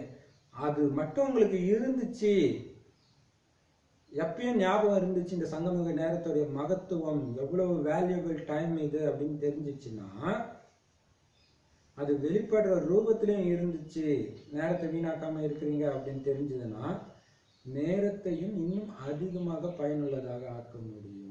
அதுதான் அப்ப சங்கமயுக நேரத்துல பாத்தீங்கன்னா நமக்கு அதுவும் நல்ல சேவை செய்யும்போது நிறைய ஃபோன் கால் வரும், ஃப்ரெண்ட்ஷிப் வரும். ஆனா நம்ம அப்படியே பேசிட்டு இருந்தா அப்படியே குடிச்சிடும், நேரத்தை குடிச்சிடும். எச்சரிக்கையா இருக்கணும். அதுக்கு டக்குன்னு பேசிட்டு டக்குன்னு வச்சிடும். அப்படியே நீங்க சென்டருக்கு போயிடுங்க போங்க, அவ்வளவுதான் இல்லையா? அப்ப அது உங்களுக்கு எப்பயுமே ஞாபகத்தை வந்து வெற்றி ரூபமா இருந்துச்சுன்னா, நம்ம நேரத்தை வீணாக்குறவங்க தான் நமக்கு மிகப்பெரிய எதிரியா இருப்பாங்க இல்லையா? அது வெளிப்படும் ரூபத்திலே தெரியும். அப்படி தெரிஞ்சிடுச்சு அப்படின்னா அவங்களால இன்னும் அதிகமா சேமிக்க முடியும் இல்லையா? இப்ப பாருங்க, இப்ப டெய்லியுமே நம்ம சேவைக்கு போயிடுறோம். இப்ப பாத்தீங்கன்னா ஒரு வாரமா கண்டினியூஸாவே சேவைக்கு போறோம், வாணியும் எடுக்கிறோம். அப்ப இவ்வளவு நாள் அந்த நேரத்தை வேற ஏதோ திருடிச்சுன்னு தானே அர்த்தமா? ஆனா இன்னுமே பண்ணணும், இன்னும் கூட பண்ண முடியும் இல்லையா? அப்ப பாபா சொல்றாரு, முழு நாள்ல நேரம் சாதாரண ரூபத்துல போயிடுச்சு. சாதாரண மனிதர்களுக்கு செலவு பண்ற மாதிரி பண்ணிடுறீங்க. முழு நாள்ல பெரும்பாலான நேரத்துல. சும்மா அந்த சென்டருக்கு வரும்போது மட்டும் 1/2 மணி நேரம் 1 மணி நேரம் உட்காந்துட்டா போதுமா இல்லையா? தவறு என்பது இல்லை, நீங்க தப்பு பண்ணல, தவறான காரியம் விகார காரியம் அதுல போல இருந்தாலும் சாதாரணமா இருக்குது. விசேஷமாக இது சேமிக்கிற நேரம் வச்சு நீங்க சும்மா பாபா சொல்றாரு நீங்க தப்பு பண்ணல, ஓகே ரைட் பண்ணீங்களா, சரியான விஷயத்த பண்ணீங்களா, சரி நஷ்டம் ஏற்படல ஆனா சேமிச்சிங்களா, எப்படி சொல்றாரு. அப்ப அதே மாதிரி எண்ணமும் நீங்க நினைக்கிற எண்ணம் வந்து ரொம்ப கெட்ட எண்ணமாலும் இல்ல, தீயதா இல்ல, ஆனா வீணானவைகளா வீணான விஷயம். அவங்க இப்படி போறாங்க, ஏன் இப்படி போறாங்க, அது தப்பு கிடையாது, அது நமக்கு தேவையில்லை, வீணானது இல்லையா? 1 மணி நேரத்தின் சோதனை செய்யுங்க. சரி, நாளுடைய இறுதியில சோதனை செய்யறது இருக்கட்டும், கடந்த 1 மணி நேரத்துக்கு முன்னாடியான டைம் செக் பண்ணுங்க. என்ன பண்ணீங்க, சேமிச்சிங்களா இழந்தீங்களா? இப்ப நம்ம சாப்பிட்டோம், சாப்பிடும்போது கூட பாபாவோட ஞானத்தையும் பேசிட்டு தான் சாப்பிட்டோம். ஆனா அதை விட்டுட்டு நம்ம மற்ற விஷயம் பேசியிருந்தா, சரி அப்பா இவங்க இப்பதான் வந்திருக்கிறாங்க, மறுபடியும் எப்ப வராங்களோ தெரியல, நீங்க எப்படி இருக்கிறீங்க, இங்க என்னாச்சு, அப்படி பேசுறீங்கன்னா இழந்தீங்க. பிராமண பரிவாரம் அதுக்கு கிடையாது. இங்க வந்து பாத்தீங்கன்னா எல்லாம் நாராயணன், எந்த நாராயணன் ஃபர்ஸ்ட் போவாங்க அந்த போட்டி தான் இருக்கணும் இல்லையா? மற்றபடி நீங்க எந்த குடும்பத்துல இருக்கீங்க, எந்த வேலையா இருக்கீங்க, அது நமக்கு தேவையில்லாத வேலை இல்லையா? பாபா நேத்து வாணியில சொல்லியிருக்காரு, விகாரி சம்பந்தங்கள் தொடர்பு உங்களுக்கு கிடையாது, சும்மா நிமித்தமா இருக்கிறீங்க, எதிர்கால சம்பந்தம் தான் உங்களுக்கு முக்கியம். அப்ப ஒவ்வொரு மணி நேரத்துல நேரம் மற்றும் எண்ணம் எவ்வளவு சாதாரணமா போகுது பாருங்க, யோசிச்சு பாருங்க. 1 மணி நேரமும் சேமிப்பாச்சா? அது நம்ம சொல்ல முடியுமா? 1 மணி நேரம் நான் சேர்த்தேன்னு சொல்ல முடியுமா? சாப்பிடும்போது கொஞ்ச நேரம் பாபா நீ பத்தி பேசணும், ஆனா ஃபுல்லாவே அதுலயே இருந்தோமா? அதான் சொல்றாரு, செக் பண்ணுங்க, சாதாரணமாயிருக்கு இல்லையா? சம வாணி, சரியான வாணி, ஞாயிற்றுக்கிழமை வாணினா சும்மாவா? அப்ப எவ்வளவு சாதாரணமா போகுது பாருங்க. ஒவ்வொரு மணி நேரத்துல நேரமும் சரி, உங்க எண்ணமும் சரி பண்ணக்குள்ள நினைவுலே செய்வோம், ஒரு சில நேரம் விட்டுடுவோம், ஆனா வேற எதுவும் நினைக்கிறது இல்ல, அது சாதாரணமா போயிடுது, சாதாரணமா போயிடுது கொஞ்ச நேரம். அதே மாதிரி எண்ணம் பாருங்க, பாபா எல்லாரும் நல்லா இருக்கணும், எல்லாரும் நல்லா இருக்கணும், எல்லார்ட்டும் நல்லவங்களே பார்க்கணும், இந்த எண்ணத்தை நீங்க உருவாக்கிட்டே இருக்கணும். ஆனா உருவாக்கலையே, அது சாதாரணமா போயிடுச்சு. எந்த எண்ணமும் இல்லாதது கூட சாதாரணமா தான் போச்சு. ஒரு பக்கம் பாபாவும் பார்த்தோம்னா உயர்ந்த எண்ணத்தை உருவாக்கிட்டு இருக்கணும். இந்த இடம் எவ்வளவு நல்ல இடம், எவ்வளவு இடம் வைப்ரேஷன் சூப்பரா ஆக்கணும், இன்னும் நிறைய பேர் வரணும், இங்க இன்னும் இது சூப்பரா ஆகணும், அது நினைக்க நினைக்க இது பயங்கரமா ஆகும் இல்லையா? அப்ப என்னாச்சு, சேமிப்பாகல, சாதாரணமா போச்சு, சேமிப்பாகல. பிறகு பாப்தாத செய்கையும் கொடுக்கிறாரு, தினம் தினம் வானிலை ஒரு செய்கை மாதிரி காட்டுறாரு, இப்படி பண்ணு இப்படி பண்ணு, அதோ பேரு அங்க வேஸ்டா போகுது பேரு, இங்க வேஸ்டா போகுது பேரு சொல்றாரு. அப்படி அவர் சொல்லும் போது குழந்தைங்க என்ன பண்ணாங்கன்னா பாப்தாதாவுக்கே மன ஆறுதல் கொடுக்குறாங்க. பாபா காலப்படாது பாபா, நான் இங்கிட்டு மாறிக்கோம் பாபா, இப்பதானே பாபா வந்திருக்கிறேன் அப்படி சொல்றாரு. நான் பாபா 3 வருஷம் தானே பாபா ஆகுது, 3 மாசம் தானே பாபா ஆகுது அப்படின்னு பாபாவுக்கே ஆறுதல் சொல்றாங்க. பாபா அந்த மாதிரி சிறிதளவு எண்ணம் மட்டும்தான் இருக்குது, மற்றபடி ஒண்ணும் இல்லை பாபா அப்படி சொல்றாங்க. எண்ணம் கொஞ்சம் ஓடுகிறது, சம்பூர்ணமாக ஆகிவிடும், சரியாகிடுவோம். இப்ப இறுதி நேரம் எங்க வந்திருக்குது, கொஞ்சம் நேரமும் இருக்குது தானே பாபா, அந்த நேரத்துல நாங்க சம்பூர்ணம் ஆகிடுவோம் பாபா அப்படின்ட்டு பாபாவுக்கு ஆறுதல் கொடுக்குறாங்க. பாபாவுக்கு என்ன விநாசமா வந்துச்சு, நீ அது ரொம்ப புத்திசாலிங்க இருக்காங்க. நான் சொன்னேன் குரூப்ல போடுறேன், சொன்னேன் இல்லையா, 21 நாள் ஏதோ சிம்டம் தெரியுது, ஏதோ ஒன்று ஆக போகுது, பிள்ளைக்கு எல்லாம் பக்காவாயிடுங்க, உலகம் அழியுதுன்னே நினைச்சுக்கோங்க அப்படின்னு சொன்னேன். உடனே ஒரு பிரதர் வந்து சொல்றாங்க, ஒரு சிஸ்டர் வந்து சொல்றாங்க, பிரம்ம பாபாவுக்கு 30 வருஷம் ஆச்சு சம்பூர்ணமாக, நீங்களாம் வந்து 30 வருஷம் ஆச்சு, அதுக்குள்ள ஆகிடுமா, உலகம் அழிஞ்சிடுமா? அவங்க எப்படி எல்லாம் ஞாபகம் யோசிக்கிறாங்க இப்படி எல்லாம். இன்னொருத்தர் வந்து சொல்றாரு, பாபா சொல்லியிருக்காரு எங்க பார்த்தாலும் பாபா வந்துட்டு செய்தி வருமா, அப்புறம் தான் உலக நாசமா, இப்ப எல்லாருக்கும் போயிடுச்சா, அப்ப உலகம் அழியாதான் இப்படி சமாதானப்படுத்திக்கிறாங்க. அவங்க கெட்டு போறது இல்லாம இதை ஒட்டுமொத்தமா குரூப்ல சொல்லி எல்லாரையும் வேற கெடுத்துன்னு இருக்கிறாங்க இல்லையா? அப்ப பாபா சொல்றாரு, அதான் அதுதான் பாபா சொல்றாரு, பாபா எச்சரிக்கை கொடுத்தா கூட பாபாவுக்கே ஆறுதல் கொடுக்குறாங்களாம். பாபா இந்த மாதிரி கொஞ்சம் கொஞ்சம் வீணான என்ன விகாரம்லாம் கொஞ்சம் தான் பாபா இருக்கு, மற்றபடி எதுவும் கிடையாது பாபா. சுயநலமாக சொல்றேன். நம்மளுக்கு ஏதாவது அறிவு நம்மளுக்கு தெரியும், அறிவு வந்ததுன்னா தெரியாத போட மாட்டாரு பாபா. பாபா சொல்றாரு கொஞ்சம் தான் பாபா எண்ணம் அப்படி அப்படி போகுது, சரியாயிடும் பாபா, கடைசி நேரத்துல ஆயிடும் பாபா. இப்படின்னா கடைசி நேரமா வந்துச்சு, நீ நம்ம சோத்துக்கு வழி இல்லை அப்படி இப்படின்னாங்க, எல்லாம் தான் சாப்பிடலாம் கிடைக்குது எங்களுக்கு, அப்படி புரிஞ்சுக்கிறாங்க. இப்ப பாபா சொல்றாரு கொஞ்சமாவது நேரம் இருக்குது தானே பாபா அப்படின்னு நினைச்சிட்டு இருக்கிறாங்க. ஆனா பாபா ஒண்ணு சொல்லியிருக்கிறாரு அடிக்கடி, அதை மறந்துட்டாங்க. என்ன சொல்லியிருக்கிறாருன்னா, நீண்ட காலத்து சேமிப்பு வேண்டும் பாபா அடிக்கடி சொல்லியிருக்காரு பாப்தாதா. அதாவது கடைசி நேரத்துல நீங்க பக்காவா மனசு ஆடாம அசையாம இருந்தீங்கன்னா அங்கேயும் கொஞ்ச நேரத்துல நீங்க ராஜ்யத்துல இருப்பீங்க. ஆனா ரொம்ப நேரம் எவ்வளவுக்கு சங்கம பாபா குழந்தை நீங்க எப்ப ஆடுங்களோ அதுல இருந்தே ஆடாம அசையாம இருந்தீங்கன்னா அங்க ஃபர்ஸ்ட்ல இருந்தே வருவீங்க. அது இப்பவே பிராக்டிஸ் பண்ணாதானே பிரதர் அப்ப கடைசில வர முடியும். ஏன் ஒண்ணும் முடியாட்டி அங்க லாஸ்ட்ல போய் என்ன பிரதர் லாஸ்ட் டைம்ல எப்படி தெரியும், திடீர்னு வந்துடும், அது வேற இருக்கு. அப்ப பாபா சொல்றாரு அப்ப என்ன சொல்றான் பாபா சொல்றாரு, நீண்ட காலத்து சேமிப்பு வைக்கணும் வச்சுக்கோ, கொஞ்ச நேரம் கடைசி நேரம் மட்டும் அந்த சங்கம் யுக வாழ்க்கை வாழறது இல்ல, ஆரம்பத்துல இருந்து நீங்க வாழுங்க, இப்ப அனுபவிக்காம எப்ப அனுபவிப்பீங்க இந்த அதீந்திரிய சுகத்தை அப்படின்னு சொல்லிட்டு இருக்கிறாரு அடிக்கடி. சேமிப்பு கணக்க நாங்க இறுதி நேரத்துல நிரப்பிடுவோம் பாபா, நேரம் வரும்போது ஆகிடுவோம் பாபா, அப்படியெல்லாம் கிடையாது, அப்படிலாம் முடியாது உங்களால. ஃபர்ஸ்ட் இப்ப ஒண்ணு இல்லாதப்பே பாபா நினைக்கும்போது அங்க விகாரங்கள் அப்படி விஸ்வரூபம் ஆயிடுவோம். பெரிய பெரிய மகாரதிகளே அப்படி ஸ்லைட்டா சஞ்சலம் அடைய வைக்கும். அப்ப சாதாரண ஆத்மாக்கள் என்ன ஆகுங்க இல்லையா? வெகு காலத்து சேமிப்பு வெகு காலம் செல்லும்.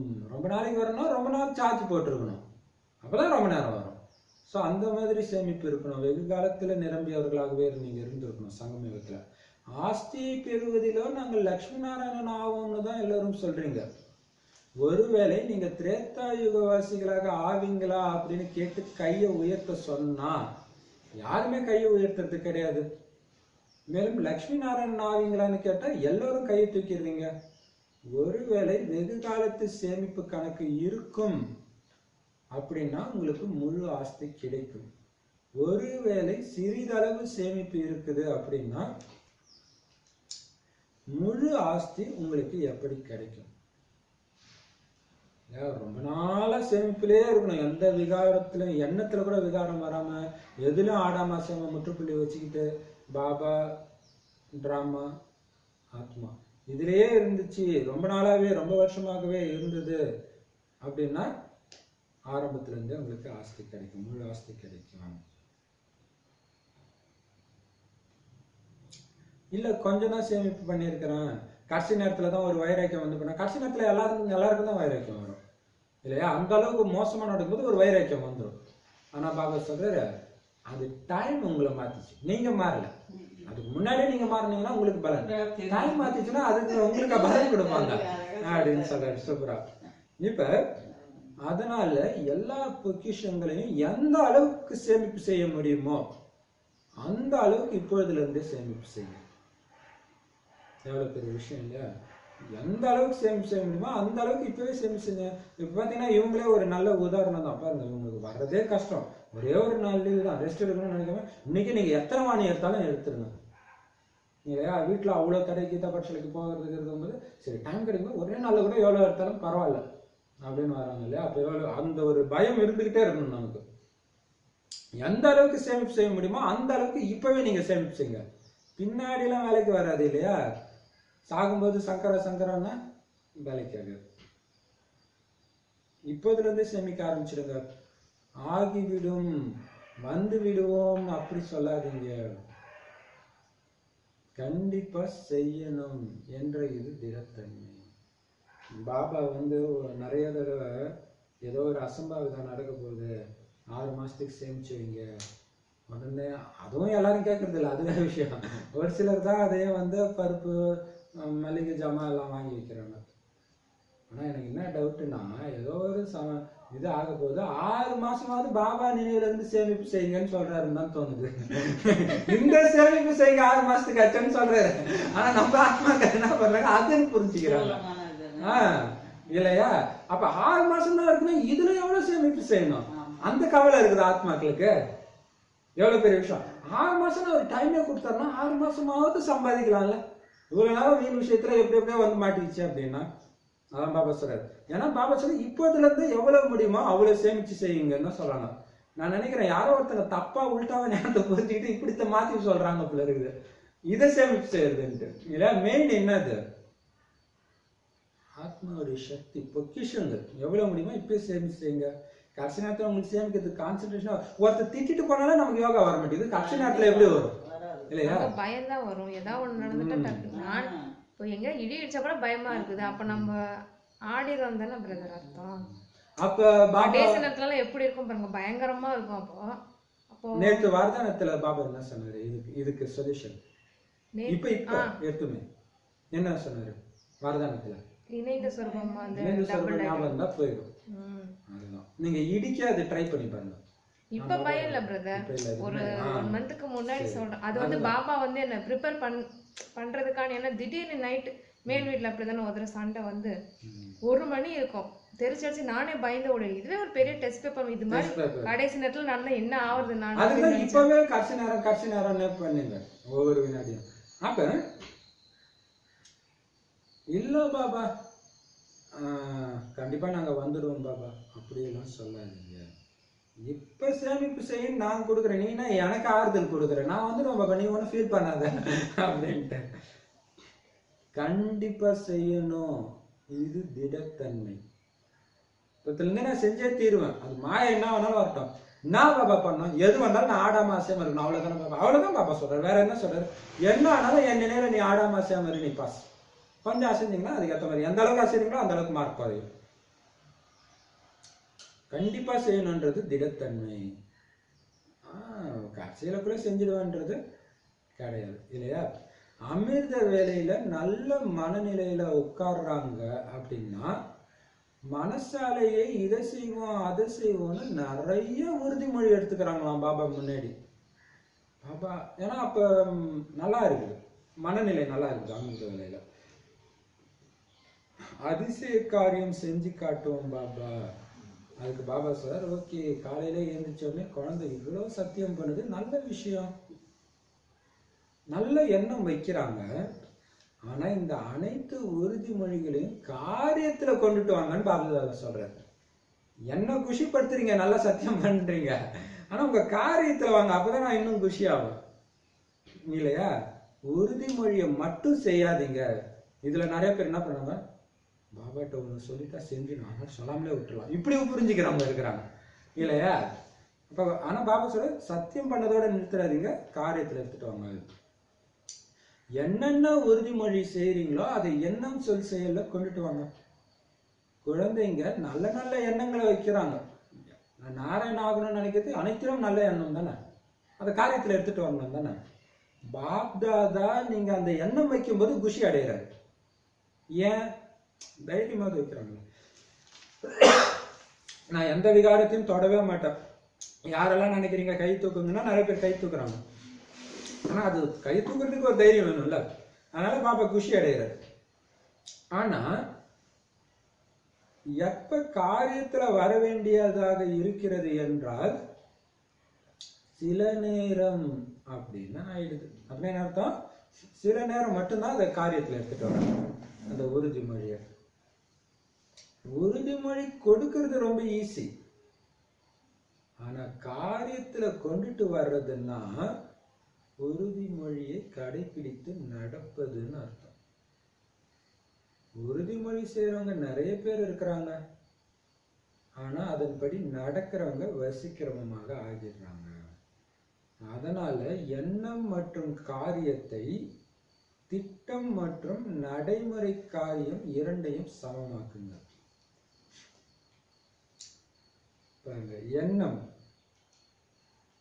அது ஒரு பிளானிங் சொல்லலாம் இல்ல, திட்டம். அதே மாதிரி காரியம், அப்ப நீங்க என்ன நினைக்கிறீங்களோ அதே மாதிரி உங்க காரியம் இருக்கணும்.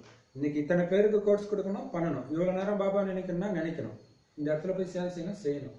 இப்ப நினைக்கிறதும் அதுவும் ஒரே மாதிரி இருக்கும். இன்னைக்கு ஃபுல்லா எல்லாரையும் நல்லவங்களா தான் நான் பார்ப்பேன், எல்லாரையும் நான் தேவதைகளாக தான் பார்ப்பேன். அதே மாதிரி பாருங்க, ஆனா நம்ம வைக்கிறோம், ஆனா ரெண்டுத்தையும் சமமாக்கணும். ஆக்க முடியும் தான் இல்லையா? வியாபாரிகள் இன்னைக்கு வந்திருக்கிறாங்க, வியாபாரிகளோ வியாபாரம் செய்யறது தெரிஞ்சிருக்கிறாங்க தானே, சேமிப்பு. அதனாலதான் அவங்க பாஷையில பாபா பேசுறாரு இல்லையா, அவங்க வந்தவங்களுக்கு ஏற்ற பாஷையில பாபா பேசுறாரு.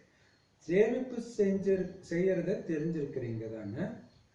மேலும் பொறியாளர் மற்றும் விஞ்ஞானியும் நடைமுறையில காரியம் செய்யறாங்க. மேலும் யார் சரளமா இருக்கிறாங்களோ பாப்தாதா அவர்களை ஆட்சி செய்பவர்கள் என்று கூறுகிறார்.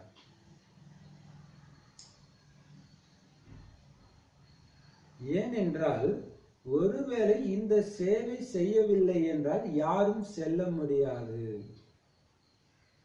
இன்று 3 துறைகளைச் சேர்ந்தவர்கள் வந்திருக்கிறார்கள்.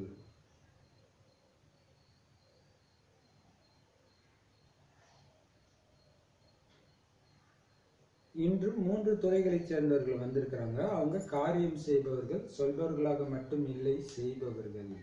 இப்ப யார் யார் வந்திருக்கிறாங்க? அப்ப வியாபாரிகள், வேற யாருமே வந்திருக்கா? விஞ்ஞானிகள், இன்ஜினியர்ஸ், அரசியல்வாதிகளும் வந்திருப்பாங்கன்னு நினைக்கிறேன்.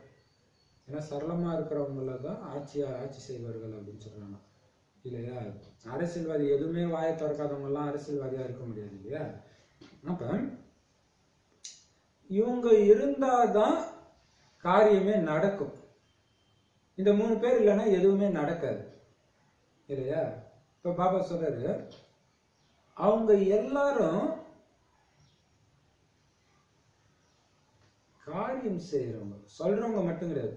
ஒரு அரசியல்வாதி வந்து வெறும் வாக்குறுதி கொடுத்துட்டு எதையுமே செய்யலைன்னா அதுக்கப்புறம் அவர் வர முடியுமா ஆட்சிக்கு இல்லையா. சொல்றதை செஞ்சும் காட்டுறாங்க. எல்லா அரசியல்வாதியும் செய்யறாங்க இல்லையா. அப்ப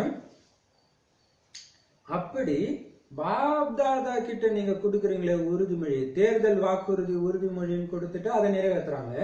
அதே மாதிரி பாப்தாதா கிட்ட நீங்க கொடுத்த உறுதிமொழிகளை எல்லாத்தையும் காரியத்தில் கொண்டு வரக்கூடிய ஆத்மாக்கள் தானே நீங்க,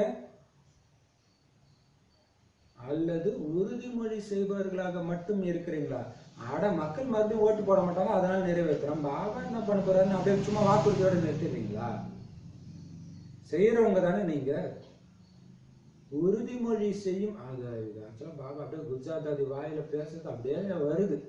பாபா எப்படி பேசியிருப்பாருன்னு இல்லையா. அப்படி பொறுமையா அப்படியே மெய் மறந்து கேட்போம். அப்ப காரியத்துல கொண்டுட்டு வரக்கூடிய ஆத்மாக்கள் தானா, அல்லது உறுதிமொழி மட்டும் செய்யறவங்களா? உறுதிமொழி செய்யும் நேரத்துல பாப்தாதாவுக்கு தைரியம் கொடுத்து குஷியாக்கிடுறாங்க. பாபா நான் பண்ணி காட்டுறேன் பாபா அப்படின்னு போய் பாப்தாதாவுக்கே தைரியத்தை அவங்க கொடுக்குறாங்களாம். பாப்தாதாவுக்கு குஷியாக்கிடுறாங்களாம். பாப்தாதாவிடம் ஒவ்வொரு குழந்தை செய்த உறுதிமொழிகளின் கோப்பு இருக்குது, ஃபைல் இருக்குதான் பெரிய விஷயம். பாபா ஒரு தடவை ஞாபகம் இருக்குதாமா, பாப்தாதா வீட்டுல என்னமோ ஒண்ணு கேட்டு எல்லாரும் கை தூக்குங்க, இது யாரெல்லாம் பண்ணீங்க கை தூக்குங்க, எல்லாரும் கை தூக்குனாங்க. நல்லா உயரமா தூக்குனாங்க. என்ன சொல்ற, அவங்கள எல்லாரும் கேமரா எடுங்க. சூப்பரா சொன்னாரு. எல்லாருக்கும் திக்குன்னு வாரி போட்டிருக்கோம். இப்ப இந்த கேமரால பூந்துச்சோ இல்லையா, அந்த கேமரால ரெக்கார்ட் ஆயிடுச்சுன்னு கடைசியில இல்லையா. அதான் பாபா சொல்றாரு, எதுக்கு ஃபைல் இருக்குன்னு சொல்றாரு. சத்தியம் பண்ணிட்டு மீறினா அந்த சத்தியத்துக்கு எதுவும் கிடையாது, அஞ்ஞானிகள் பண்றதுக்கு. ஆனா இங்க பாபா கிட்ட பண்றோம் இல்லையா. ஃபைல் இருக்குது, அந்த ஃபைல தான் முதல்ல பார்த்தேன்னு சொன்னாரு இல்லையா. அப்ப அங்கே சூக்ஷ்ம வதனத்தில் உறுதிமொழிகளின் கோப்புகளை வைக்கிறதுக்காக அலமாரி மற்றும் இடம் வேண்டும்ன்ற விஷயம் எல்லாம் கிடையாது. சில நேரங்களில் பாப்தாதா தன்னுடைய ஆன்மீக தொலைக்காட்சி பெட்டியை திடீரென்று துவக்குகிறார். எப்பொழுதும் துவக்குவதில்லை, எப்பொழுதாவது துவக்குகிறார் என்றால் இந்த அனைத்து விஷயங்களையும் அவரால் கேட்க முடியுது. உங்களுக்குள்ள என்னென்ன பேசிக்கிறீங்களோ அதையும் கேட்கிறோம். பயங்கரமான எச்சரிக்கை, புரியுதா? எனவே பாப்தாதா சொல்றார், வீணானதாக இருப்பதை மாற்றி சேமிப்பு கணக்குல சேமிப்பு செய்யுங்க. இது எப்படின்னா, டெலிபோன், எல்லா டெலிபோன் டிபார்ட்மெண்ட்லுமே வந்து செக் பண்ணுவாங்க. ஏதோ ஒரு குவாலிட்டி குறிப்பா கஸ்டமர் கேர் அதெல்லாம் வந்து செக் பண்ணுவாங்க இவங்க எப்படி பேசுறாங்க. ஆனா எப்பயுமே செக் பண்ண மாட்டாங்க. திடீர்னு ஒரு ரேண்டமா ஒரு 100 காலுக்கு ஒரு கால் எடுத்து செக் பண்ணுவாங்க. அதே மாதிரி ஆனா அது ரெக்கார்ட் ஆயிட்டு தான் இருக்கும். ஏதோ ஒன்று எடுத்து இவங்க பார்ப்பாங்க. பார்க்கணும், எல்லாத்தையும் கூட பார்க்கலாம். அதே மாதிரி நம்மளுடைய ஃபைல பாபா எப்பயும் பார்த்துட்டு இருக்க மாட்டாராம். எப்ப தோணுதோ அப்ப எடுத்து பார்ப்பாராம். இது சாதாரண எச்சரிக்கை கிடையாது இது இல்ல. ஆனா அங்க இருக்குது. அங்க அலமாரி எல்லாம் தேவையில்ல அந்த ஃபைல் வைக்க. அவர் ஆன்மீக தொலைக்காட்சி இருக்குதுன்ற இங்க எப்படி உங்களுக்கு டிவியில தெரியுதோ எங்கேயோ நடக்குதோ அது மாதிரி உங்க அத்தனை பேரோட இதோ அங்க தெரியும்ன்ற.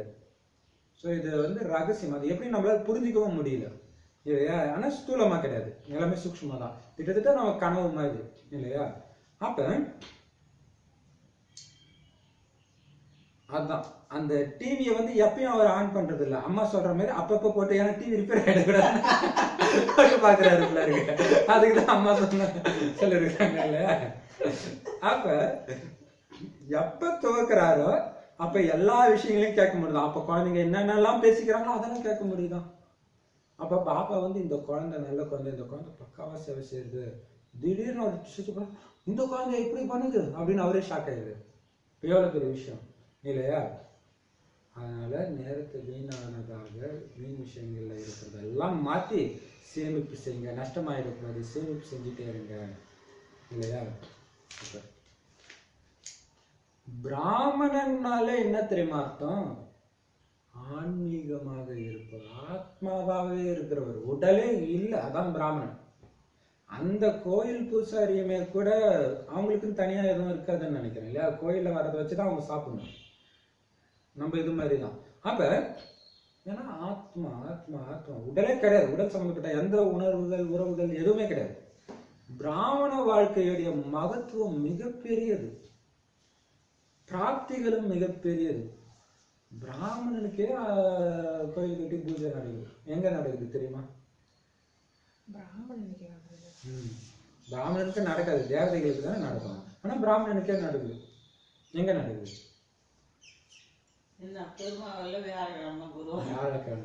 வியாழக்கிழமை அவருக்கு அலங்காரம் இருக்காது, பிராமணனா இருப்பாரு. பாத்திருக்கீங்களா? வியாழக்கிழமை போய் பாருங்க. அப்ப குருவார், அது சிவனுடைய நாள். குருவார்ன்றது சிவனுடைய நாள். சிவன் கோயிலுக்கு தான் அன்னைக்கு விசேஷம். அன்னைக்கு வெறும் வேஷ்டி கட்டிட்டு துளசி மேல போட்டு கேட்டா அவர் பிராமணனா இருந்தாரு. அன்னைக்கு அவ்வளவு மகத்துவம் இல்லையா. அப்ப நம்பர் 1 கோயிலே நடக்குது.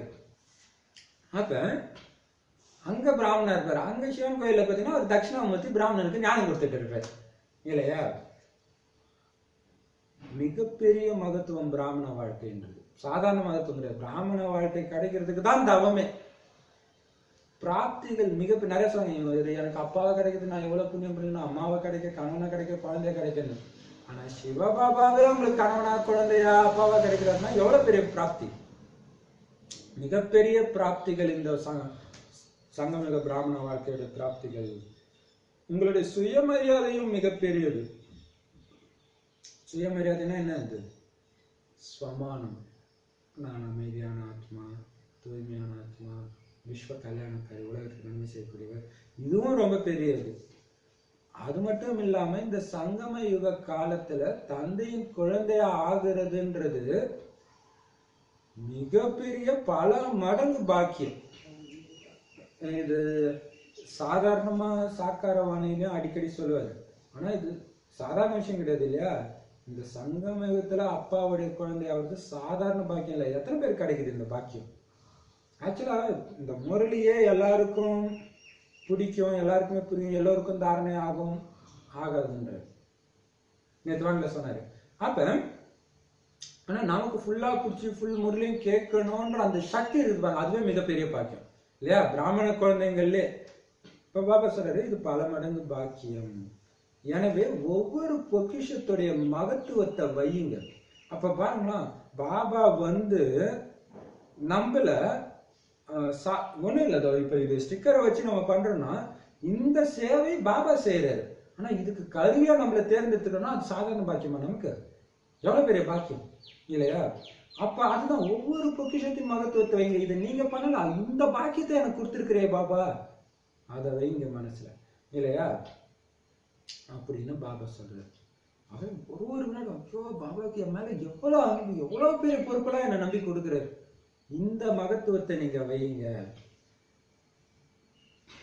எப்படி மத்தவங்களுக்காக நிகழ்த்துற சொற்பொழிவுல சங்கமயுகத்துடைய மகிமையை எவ்வளவு சொல்றீங்க, ஒருவேளை உங்களிடம் சங்கமயுகத்துடைய மகிமை செய்யுங்கன்னு தலைப்பை கொடுத்து யாராவது உங்களை பேச சொல்லிட்டாங்கன்னா உங்களால எவ்வளவு நேரம் மணிக்கணக்கா பேசுவீங்க இல்லையா? 1 மணி நேரம் பேசுவீங்க தானே? டீச்சர்கள்லாம் இதுக்கு பதில் சொல்லுங்க. வாணி எடுக்கிற டீச்சர்ஸ் போயிருப்பாங்க இருக்கு, அதான் கேட்கிறாரு. இதுல பதில் சொல்லுங்க. இப்ப பாபா சொல்றாரு, பாபா வேலையை ஆரம்பிச்சுட்டாரு. என்ன ஆரம்பிச்சுட்டாரு? யாரெல்லாம் பேச முடியும் அவங்க கை தூக்குங்க கேக்குறாரு. எப்பயுமே பாபா மீட்ல அடிக்கடி தூக்குவாரு. நீங்க போனீங்களா பாபா மீட்டுக்கு சென்டர்ல? பாக்கல, இது வரைக்கும் பாபா மீட்டிங் பாக்கல. 5 நிமிஷம் தானே பிரதர். அத கை தூக்க சொல்லல. சரி, இப்ப பாபா சொல்றாரு எல்லாம் நல்லா கை தூக்குங்க. யாராலும் 1 மணி நேரம் பேச முடியும், கை தூக்குங்க.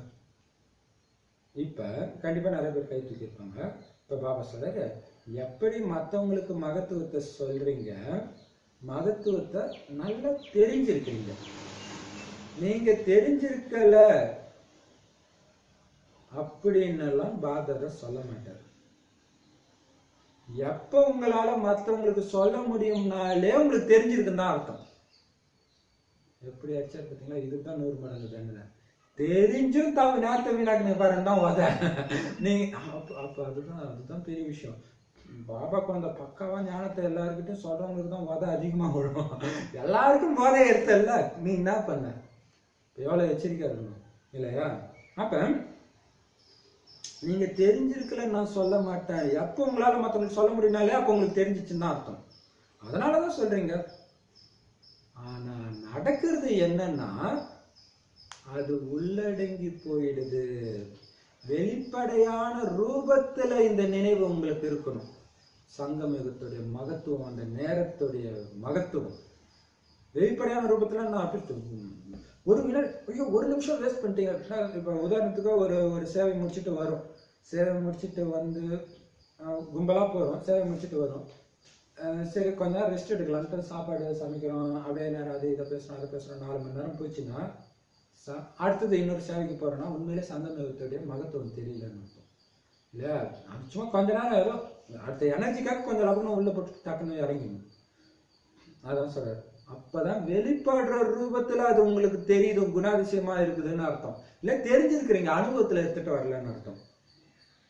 வெளிப்படும் ரூபத்துல வைங்க. இந்த ஈஸ்வரிய போதைய உள்ளடக்கி வைக்காதீங்க. கோபத்தை, விகாரத்தை, அசாந்தியை தான் உள்ளடக்க சொன்னாரு. ஆனா நம்ம நல்ல விஷயத்தெல்லாம் உள்ளடக்கிட்டு கெட்ட விஷயத்த வெளிப்படுத்துறோம் இல்லையா?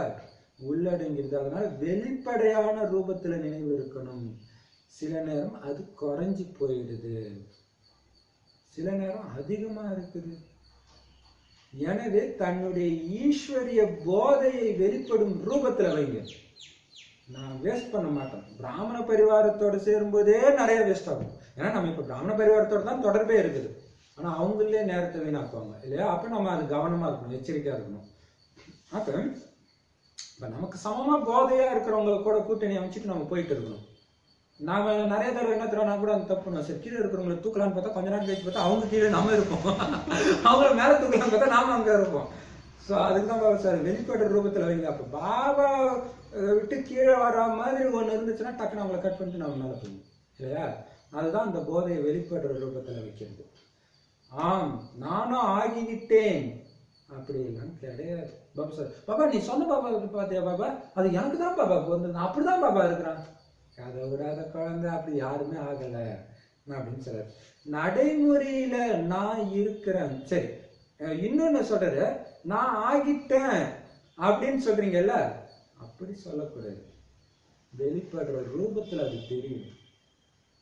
எப்படி ஒருத்தன் வந்து வியாபாரம் நல்லா வியாபாரம் ஆகிறவன் வந்து 1 நிமிஷம் கூட லேட்டா போக மாட்டான் கடை திறக்க. ஏன்னா அந்த பொக்கிஷம் ஆகுறது அவனுக்கு தெரியும். ஏதாவது போயிட்டுன்னா ஐயோ இதுக்குள்ள அங்க போயிடுவான். பாத்தீங்கன்னா ஒரு சிஸ்டர் வந்து மலேசியால இருந்து மதுபனுக்கு வர சொன்னா கூட அவங்க டெய்லரா இருக்கனால நிறைய காம்படிஷன் இருக்கனால போயிட்டு வர்றதுக்குள்ள மற்றவங்க என்ன பண்றாங்க, அந்த மார்க்கெட்டை பிடிச்சிருவாங்க. அப்ப அந்த இது இருக்குது இல்லையா, ஸ்தூலமான இது, அதே மாதிரி இந்த பொக்கிஷத்துல அந்த கவனம் உங்களுக்கு இருக்குதா? அது வெட்டியா பேசிக்கிட்டே நேரத்தை வீணாக்கிட்டு இருக்கிறீங்க இல்லையா? அப்ப பாபா சொல்றாரு, வெளிப்படையான ரூபத்துல இருக்கணும். நிச்சயம் இருக்குது.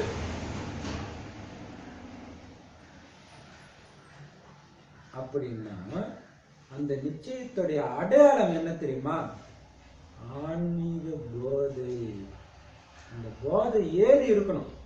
அப்படியே அது சாப்பாடு அதை பத்தி எல்லாம் தெரியும். அந்த போதையில பார்த்தா இன்னும் கடைசி இந்த ஒண்ணுத்துக்கு நம்ம கொடுத்துட்டு போகலாம், அந்த இவங்களுக்கும் ஞானத்தை கொடுக்கலாம், இப்படி அந்த ஒரு போதை இருந்துகிட்டே இருக்கணும். அதனால முழு நேரமும் போதை இருக்கட்டும். ஏன்னா பாபா இப்ப அந்த கல்லு சாராயம் குடிக்கிற போதை கொஞ்ச நேரம் தான் இருக்கும். அதுவும் அதிகமா ஏத்தணும் நினைச்சா போய் சேர்ந்துருவாங்க. ஆனா இந்த போதை உங்களுக்கு எப்பயுமே இருக்கும். எப்ப? கண்டினியூஸா நீங்க சேவை செஞ்சா இருக்கும். சேவையும் ஞானமும் கண்டினியூஸா போட்டுக்கிட்டே இருக்கணும் உள்ள. அப்பதான் அது இருக்கும் நினைவு. அப்ப முழு நேரம் அதுக்குதான் இது ரொம்ப முக்கியம். நான் ஊக்கம் உற்சாகம் நிறைந்த உலக சேவாதாரி. இந்த உலகத்துல உள்ள எந்த விஷயமும் என்னுடைய ஊக்கத்தை குறைக்க முடியாது. சொல்லிக்கிட்டே இருக்கணும். அப்பதான் சேவை பண்ண முடியும். பிரபாவ முழு நேரம் இந்த போதை இருக்கணும்.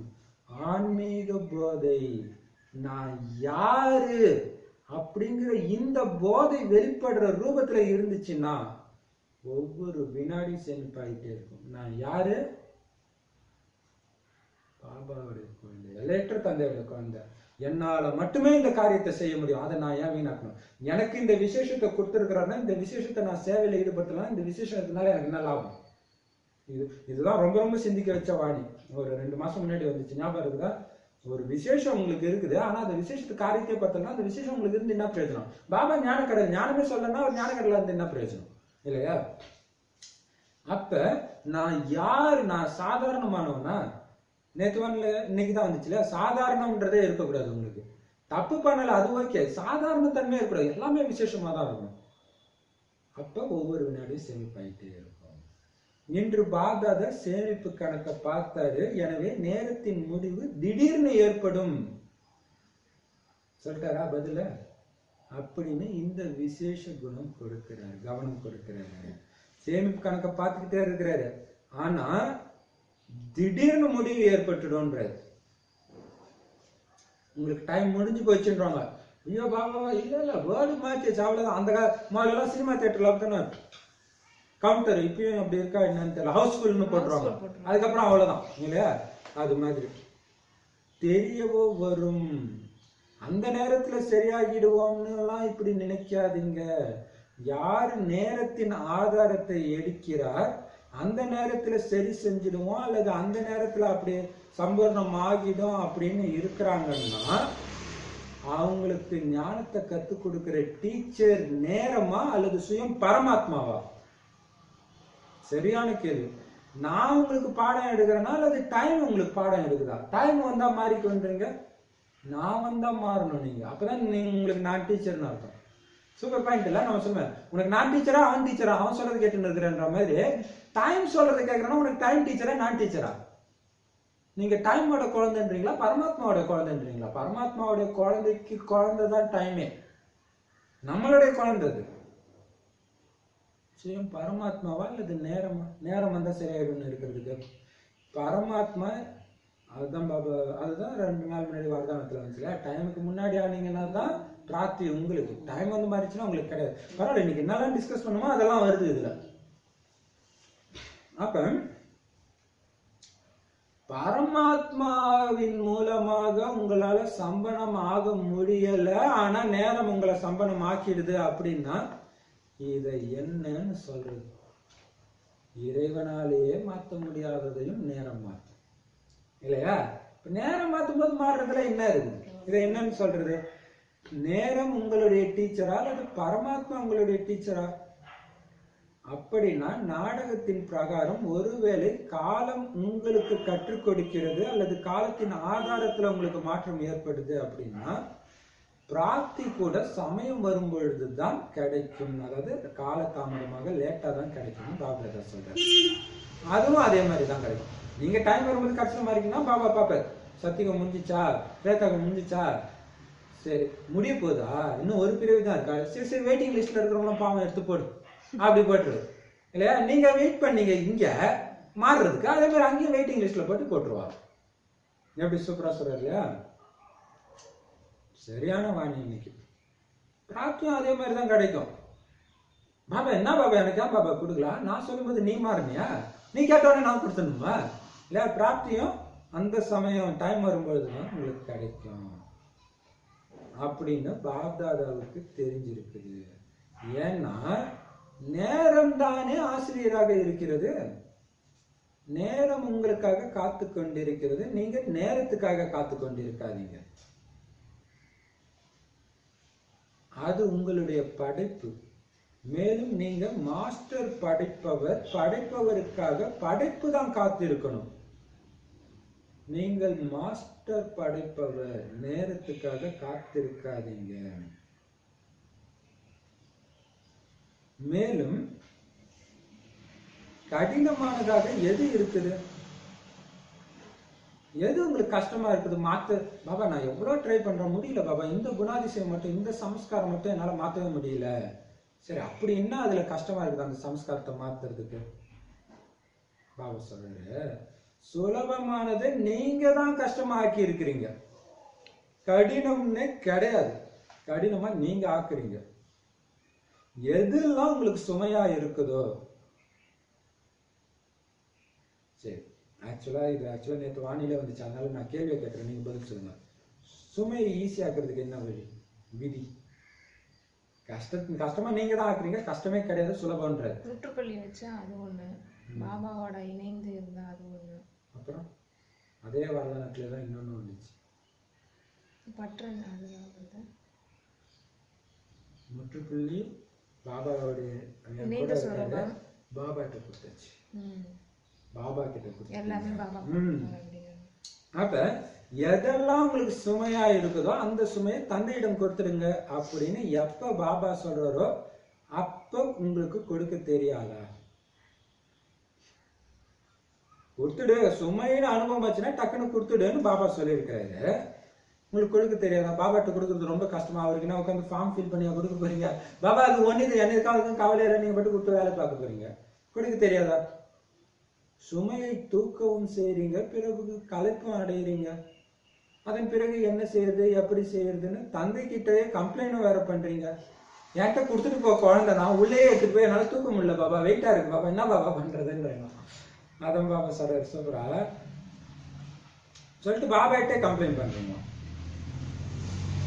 பஸ்ல சில சமயம் பாத்தீங்கன்னா நிறைய வெயிட் தூக்கிட்டு வரும் அப்படின்னா பக்கத்துல இருக்கிறவங்க சொல்லலாம், எப்பா மேலதான் அங்க லக்கேஜ் வைக்கிறது இருக்கிறதே வைப்பாங்க இல்லையா? அந்த மாதிரி வச்சுட்டா நிம்மதியா இருக்கலாம்.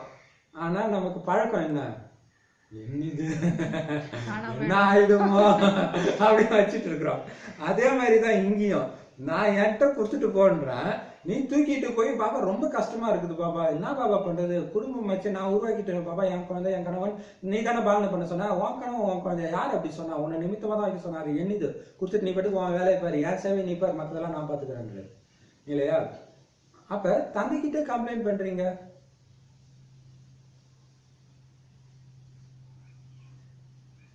அதுக்கு பாபா சொல்றாரு, உங்க மேல நீங்க ஏன் முதல்ல சுமையை ஏத்துக்கிறீங்க? சிலுவையை நீங்க சுமந்துக்கோங்கன்னு சொன்னது மனித வழி. எல்லாத்தையும் என்கிட்ட கொடுத்துட்டு லேசா போடா பறந்து போடான்றது கடவுளுடைய வழி இல்லையா?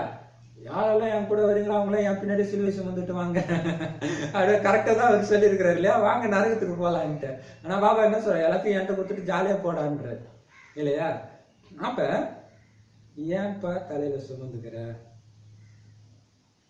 உங்களுடைய அனைத்து சுமையை தந்தையிடம் ஒப்படைத்து விடுங்கள்னு தந்தை தானாகவே முன் வந்து உங்களுக்கு வாய்ப்பு கொடுக்கிறார். 500 ரூபாய் நோட்டை மாத்திர மாதிரி கொடுத்துக்கிறாரு, எல்லாத்தையும் கொடுத்துட்டு போங்க ஃப்ரீயா அப்படின்ட்டு வாய்ப்பு கொடுக்கிறாரு.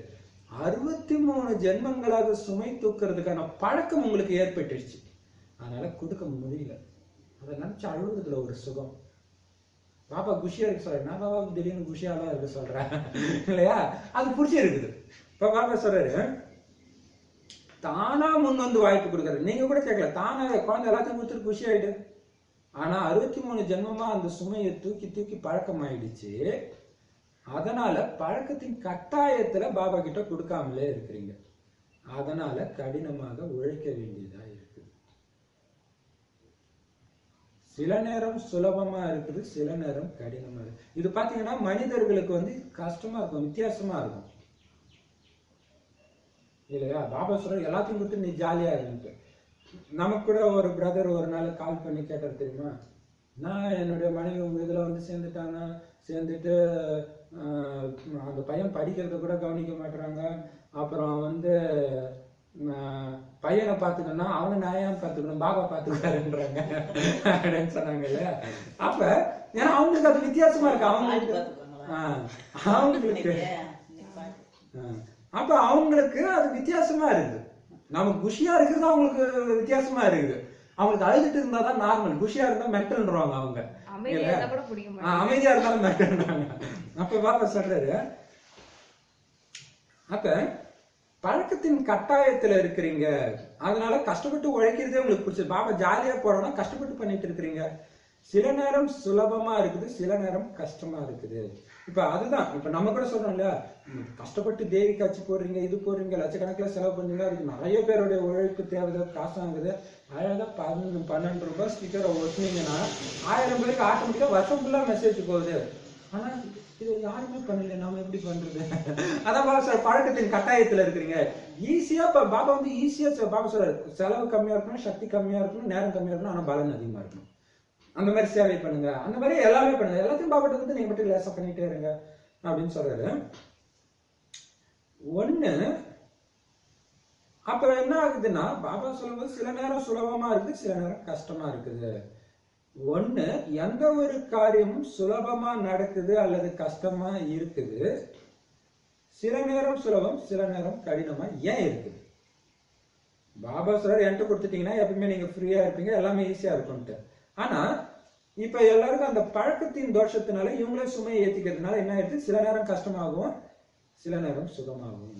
இப்ப இந்த இல்லற வாழ்க்கையில விகார இல்லற மார்க்கத்துல இருக்கிறவங்க அப்படித்தானே, குழந்தைய வளர்க்கறது கஷ்டம்தான், இருந்தாலும் அவங்களுக்கு அதுலயும் ஒரு சுகமா இல்லையா? அவங்க சொல்லிக்கிறாங்க, என்னப்பா பொண்ணாட்டி இப்படி திட்டுறா, உனக்கு ரோஷமே இல்ல, அதுவும் ஒரு சுகம்பா. அப்ப மாயா வந்து துக்கம் கொடுக்கறத கூட சுகமா மாத்தி வச்சுட்டு இல்லையா? அப்ப பாபா சொல்றாரு, சில நேரம் சுலபமா, சில நேரம் கஷ்டமா ஏன் இருக்குது?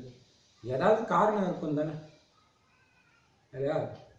அதுக்கான காரணம் என்னன்னா பழக்க தோஷம். பழக்கம் உங்களுக்கு அப்படியே பழக்கம் ஆயிடுச்சு, முழுக்க முழுக்க பாபாவே நினைச்சிட்டு இருக்கிறது இல்ல இல்ல, பழக்கம் புதுசா இருக்குது இல்ல, அதனால மத்ததை நினைச்சிருங்க, சுமை ஏற்றிக்கிறீங்க, பழக்கத்தின் வசம் ஆகிடுறீங்க. மேலும் குழந்தைங்க கஷ்டப்படுறது தந்தைக்கு மிகப்பெரிய விஷயமாக அனுபவம் ஆகுது, பிடிக்கவே மாட்டேங்குது. ஒரு ராஜாவுடைய குழந்தை கஷ்டப்பட்டா ராஜாவுக்கு பிடிக்குமா? உலகத்தின் அதிபதி பாபாவுடைய குழந்தையாகி கஷ்டப்படுறீங்கன்னா பாபாவுக்கு பெரிய விஷயமா இருக்கு. நான் எல்லாத்தையும் பார்த்துக்கிறேன், இந்த குழந்தை ஏன் கஷ்டப்படுது இல்லையா? இப்ப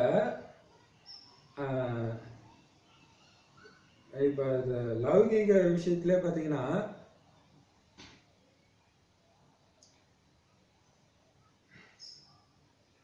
எங்க அப்பாவை யாராவது வந்து கூப்பிடுவாங்க அங்க இருந்து, எங்க அம்மா அது வரையும் டிவி பார்த்துருப்பாங்க. அந்த நேரம் சீரியல் நடுவுல வந்து விளம்பரம் வந்துச்சுன்னா மியூட் போட்டு வச்சுப்பாங்க. அந்த நேரம் அவங்க காதல வந்துச்சுன்னா குடுகுடுன்னு வெளில வருவாங்க. அவருக்குன்னா வேற வேலை இல்லையா, எந்த நேரம் உங்க கூடவே இருக்குமா அப்படி திட்டுவாங்க. அவங்களுக்கு அதுக்கு சம்மந்தமே கிடையாது. அந்த மாதிரி பாக்குறது அவரு, அந்த மாதிரி வேலையை பாக்குறது பாபா. ஆனா சும்மா நீங்க அனுபவம் பண்ணுங்க, ரொம்ப கஷ்டப்பட்டு பண்ண மாதிரி. அதான் பாபாக்கு சிரிப்பா இருக்குதான். நீ என்ன பண்ணதான் பண்ண, ஒண்ணுமே பண்ணல, அங்க வந்து நின்ன பேரை நான் உனக்கு கொடுக்குறேன், ஆனா பண்றது நான் தான் இல்லையா? பாபாவுக்கு பிடிக்க மாட்டேங்குது குழந்தை இப்படி கஷ்டப்படுறது. மாஸ்டர் சர்வசக்திவான் அப்படின்னு உங்க பேரை வச்சுக்கிட்டு கஷ்டப்படுறதா? சர்வசக்திகள் நிறைஞ்சவன் கஷ்டப்படுவானா? கஷ்டப்படுறது சக்தி இல்லாதனாலதான். உங்களுக்கு என்ன பட்டம் கொடுக்குறீங்க, என்ன பட்டணம் கொடுக்க, என்ன பட்டம் டைட்டில் கொடுத்துக்கிறீங்க? கடின யோகினா அல்லது சகஜ யோகினா? அப்புறம் கஷ்டப்பட்டு யோகா பண்ண அங்க சொல்லுங்க, நீங்க கஷ்டப்பட்டு கை காலை மடக்கி பண்ற யோகா எல்லாம் கிடையாதுங்க, அப்படி ஈஸியா பண்றது. ஆனா ஈஸியா பண்றது எப்படி? கஷ்டத்தை அனுபவிச்சுட்டு பண்ணா கூட அது பேரு ஈஸியா பண்றது கிடையாது இல்லையா? சகஜ யோகி தானே உங்க பேரு. நாங்க சகஜ யோகி இல்லை என்றால், அப்படி நீங்க உங்களை புரிஞ்சுக்கிறீங்க, எங்களுக்கு கஷ்டம் தான் பாபா இருக்குது, நாங்க சகஜ யோகிகளும் கிடையாது அப்படின்னு நீங்க நினைச்சீங்கன்னா உங்க பட்டத்தை மாற்றம் செய்யுங்க. சகஜ யோகின்னு சொல்லிக்காதீங்க. சில நேரம் சகஜ யோகி மற்றும் சில நேரம் கடின யோகியா? பாபா சொல்றாரு, யோகானாலே என்ன அர்த்தம்? நினைவு செய்யணும், அவ்வளவுதானே, அதானே யோகா. மேலும் சக்திசாலியான யோகாவின் எதிரில் கஷ்டம் இருக்கவே முடியாது அப்படின்னு என்ன அர்த்தம்? சக்திசாலியான நினைவு, பாபாவுடைய நினைவு எனக்கு கட்டே ஆகல, அது இருந்துகிட்டே இருக்குதுன்னா கஷ்டம் அனுபவமாகும்? ஆகாது. சேவையில கஷ்டம் சமஸ்காரம் முதல் வர்றதுக்கு முக்கியமான காரணம் நினைவு இல்லாம பண்றது இல்லையா? கஷ்டம் அனுபவமே ஆகாது. யோகா முழு ஈடுபாட்டுடைய அக்னி. கேட்கும்போது எப்படி இருக்குது? நெருப்பு. அது எல்லாத்தையும் டக் டக்குன்னு எரிஞ்சிடும் அந்த தீக்கு முன்னாடி. அக்னி எவ்வளவுதான் கடினமான பொருளையும் மாத்திடும், இரும்பு கூட உருக்கிடும், வளைச்சிடும் இல்லையா? நெருப்பு எல்லாமே போயிடுது இல்லையா நெருப்புல. அப்படி இந்த முழு ஈடுபாட்டின் அக்னி கடினத்தை சுலபமாக ஆக்க முடியாதா? ஒரு பாபா ஒரு பாபா ஒரு பாபா, அது மட்டும்தான். அப்ப என்ன ஆகும்? எவ்வளவு கஷ்டமான விஷயத்த கூட இந்த யோகா அக்னின்றதுக்கு இன்னும் ஈஸியா சொல்றது என்ன சொல்றேன்னா, ஈடுபாட்டின் அக்னி, முழு ஈடுபாட்டின் அக்னி இல்ல, ஃபுல்லா அந்த நெருப்பு எரிஞ்சுக்கிட்டே இருக்கு. அப்ப எவ்வளவு கஷ்டமானதோ, அதாவது கடினமான பொருளையே வளைக்கும் உருக்கக்கூடிய அந்த நெருப்பு இருந்துச்சுன்னா, இந்த யோக நெருப்பால, அந்த நெருப்பு ஸ்தூல நெருப்பாலே அது பண்ண முடியும்னா, இந்த யோக அக்னியினால கஷ்டமானதை ஈஸியா ஆக்க முடியாதா? நெருக்க வளைக்க உருக்க முடியாதா? சில குழந்தைங்க இல்ல, மலை மாதிரி இருக்கிற குழப்பங்கள் கூட பனி மாதிரி உருகிடணும். எப்ப? பாபாவுடைய நினைவுனால. இது ஆக்சுவலா பக்தி பாட்டுல கூட இருக்குன்னு நினைக்கிறேன். உள்ளம் முருகதையா அந்த பாட்டுல ஏதோ வரும்னு நினைக்கிறேன் இந்த மாதிரி. சரி, அப்ப பாபா சொல்றது, சில குழந்தைங்க பாபா என்ன செய்யறது, சூழ்நிலை அந்த மாதிரி இருக்குது பாபா, கூட இருக்கிறவங்க அந்த மாதிரி பாபா அப்படின்னு மிக மிக நல்ல விஷயங்களா சொல்றாங்க.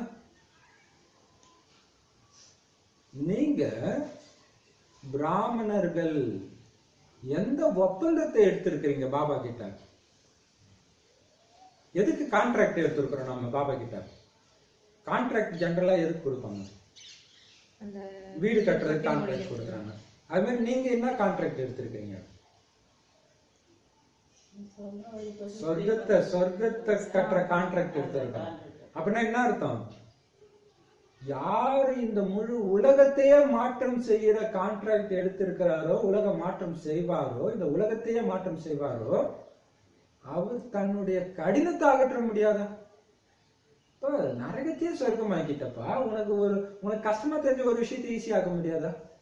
உலகத்தை சொர்க்கமாக்குறத விடவா இதெல்லாம் கஷ்டம்? அப்படின்னா இன்று என்ன செய்வீங்க? சேமிப்பு கணக்கை அதிகரிங்க. மேலும் சகஜ யோகின்னு சொல்றீங்க, அதை அனுபவம் செய்யுங்க. சொல்லிக்காதீங்க போர்டுல மட்டும் சகஜ ராஜயோகா கற்பிக்கப்படும்னு போடாதீங்க. அனுபவத்துல அது சொல்லணும். உங்க அனுபவத்தை பார்க்கும்போது தெரியும். அப்ப எந்த அது லைட்டா ஃபீல் ஆகணும். உங்க தொடர்புல வரவங்களுக்கு இவர் லைட்டா இருக்கிறான்னு தெரியும். அது தெரியும் தானே. ஒருத்தவங்க மனபாரத்தோட வந்து உட்கார்ந்தாங்கன்னா நமக்கு அந்த வைப்ரேஷனை காட்டி கொடுக்கும் இல்லையா? அப்ப சில நேரம் கடினம், மேலும் சில நேரம் சகஜம்னு இருந்துச்சுன்னா அதுல உங்களுக்கு மகிழ்ச்சி கிடையாது. அது பேர் மகிழ்ச்சியே கிடையாது. அது கலியுகத்துல இருந்தா அப்படி இருக்கிறாங்க. டிவி பார்க்கும்போது சந்தோஷம், வெளியே சுத்தினா சந்தோஷம், அப்புறம் வீட்டுக்கு வந்தா துக்கம் இல்லையா? இப்படி இருக்கிறாங்க. ஆனா எப்பவுமே சந்தோஷமா இருந்தாதான் சத்தியுக வாழ்க்கை, சங்கமயுக வாழ்க்கையும் அதுதான். அப்ப அது பேர் மகிழ்ச்சியே கிடையாது. சில நேரம் மட்டும் தான் உங்களுக்கு சகஜமா ஃபீல் ஆகுது, சகஜ யோக வாழ்க்கை ஃபீல் ஆகுதுன்னா அது பேர் மகிழ்ச்சி கிடையாது. பிராமண வாழ்க்கைன்னா மகிழ்ச்சி நிறைந்த வாழ்க்கை. திரும்புறதெல்லாம் அப்படியே இவங்களை எனக்கு ரொம்ப ரொம்ப பிடிக்கும், இவங்களை எனக்கு ரொம்ப ரொம்ப பிடிக்கும், அவங்களே எனக்கு பிடிக்கும், என்னை திட்டு போனா பாருங்க அவங்களே எனக்கு ரொம்ப பிடிக்கும். அப்படி இருந்தாதான் அது மகிழ்ச்சி நிறைந்த வாழ்க்கை. எனக்கு இவங்களை பிடிக்கும் அவங்களை பிடிக்கலாம், அது மகிழ்ச்சி நிறைந்த வாழ்க்கை கிடையாது. சங்கம யுகம் மகிழ்ச்சி நிறைந்த யுகம். சுமையை தூக்குறதுக்கான யுகம் கிடையாது, சுமையை இறக்குறதுக்கான யுகம். ஆத்மாதான் மேலே ஏறி போகணும், சுமை ஏறக்கூடாது இல்லையா? ஆத்மா முன்னேறும் கலையில போகணும், சுமை இறங்குற கலையில போகணும். சுமை இறக்குறதுக்கான யுகம். அதனால செக் பண்ணுங்க. தன்னுடைய எதிர்காலத்தின் ரூபத்தை ஞானம்ங்கிற கண்ணாடியில மிக நன்றாக பாருங்கள். புரிஞ்சுதா இல்லையா? உங்களுடைய எதிர்காலத்தின் ரூபம், நாளைக்கு நீங்க என்ன பதவி அடைவீங்க,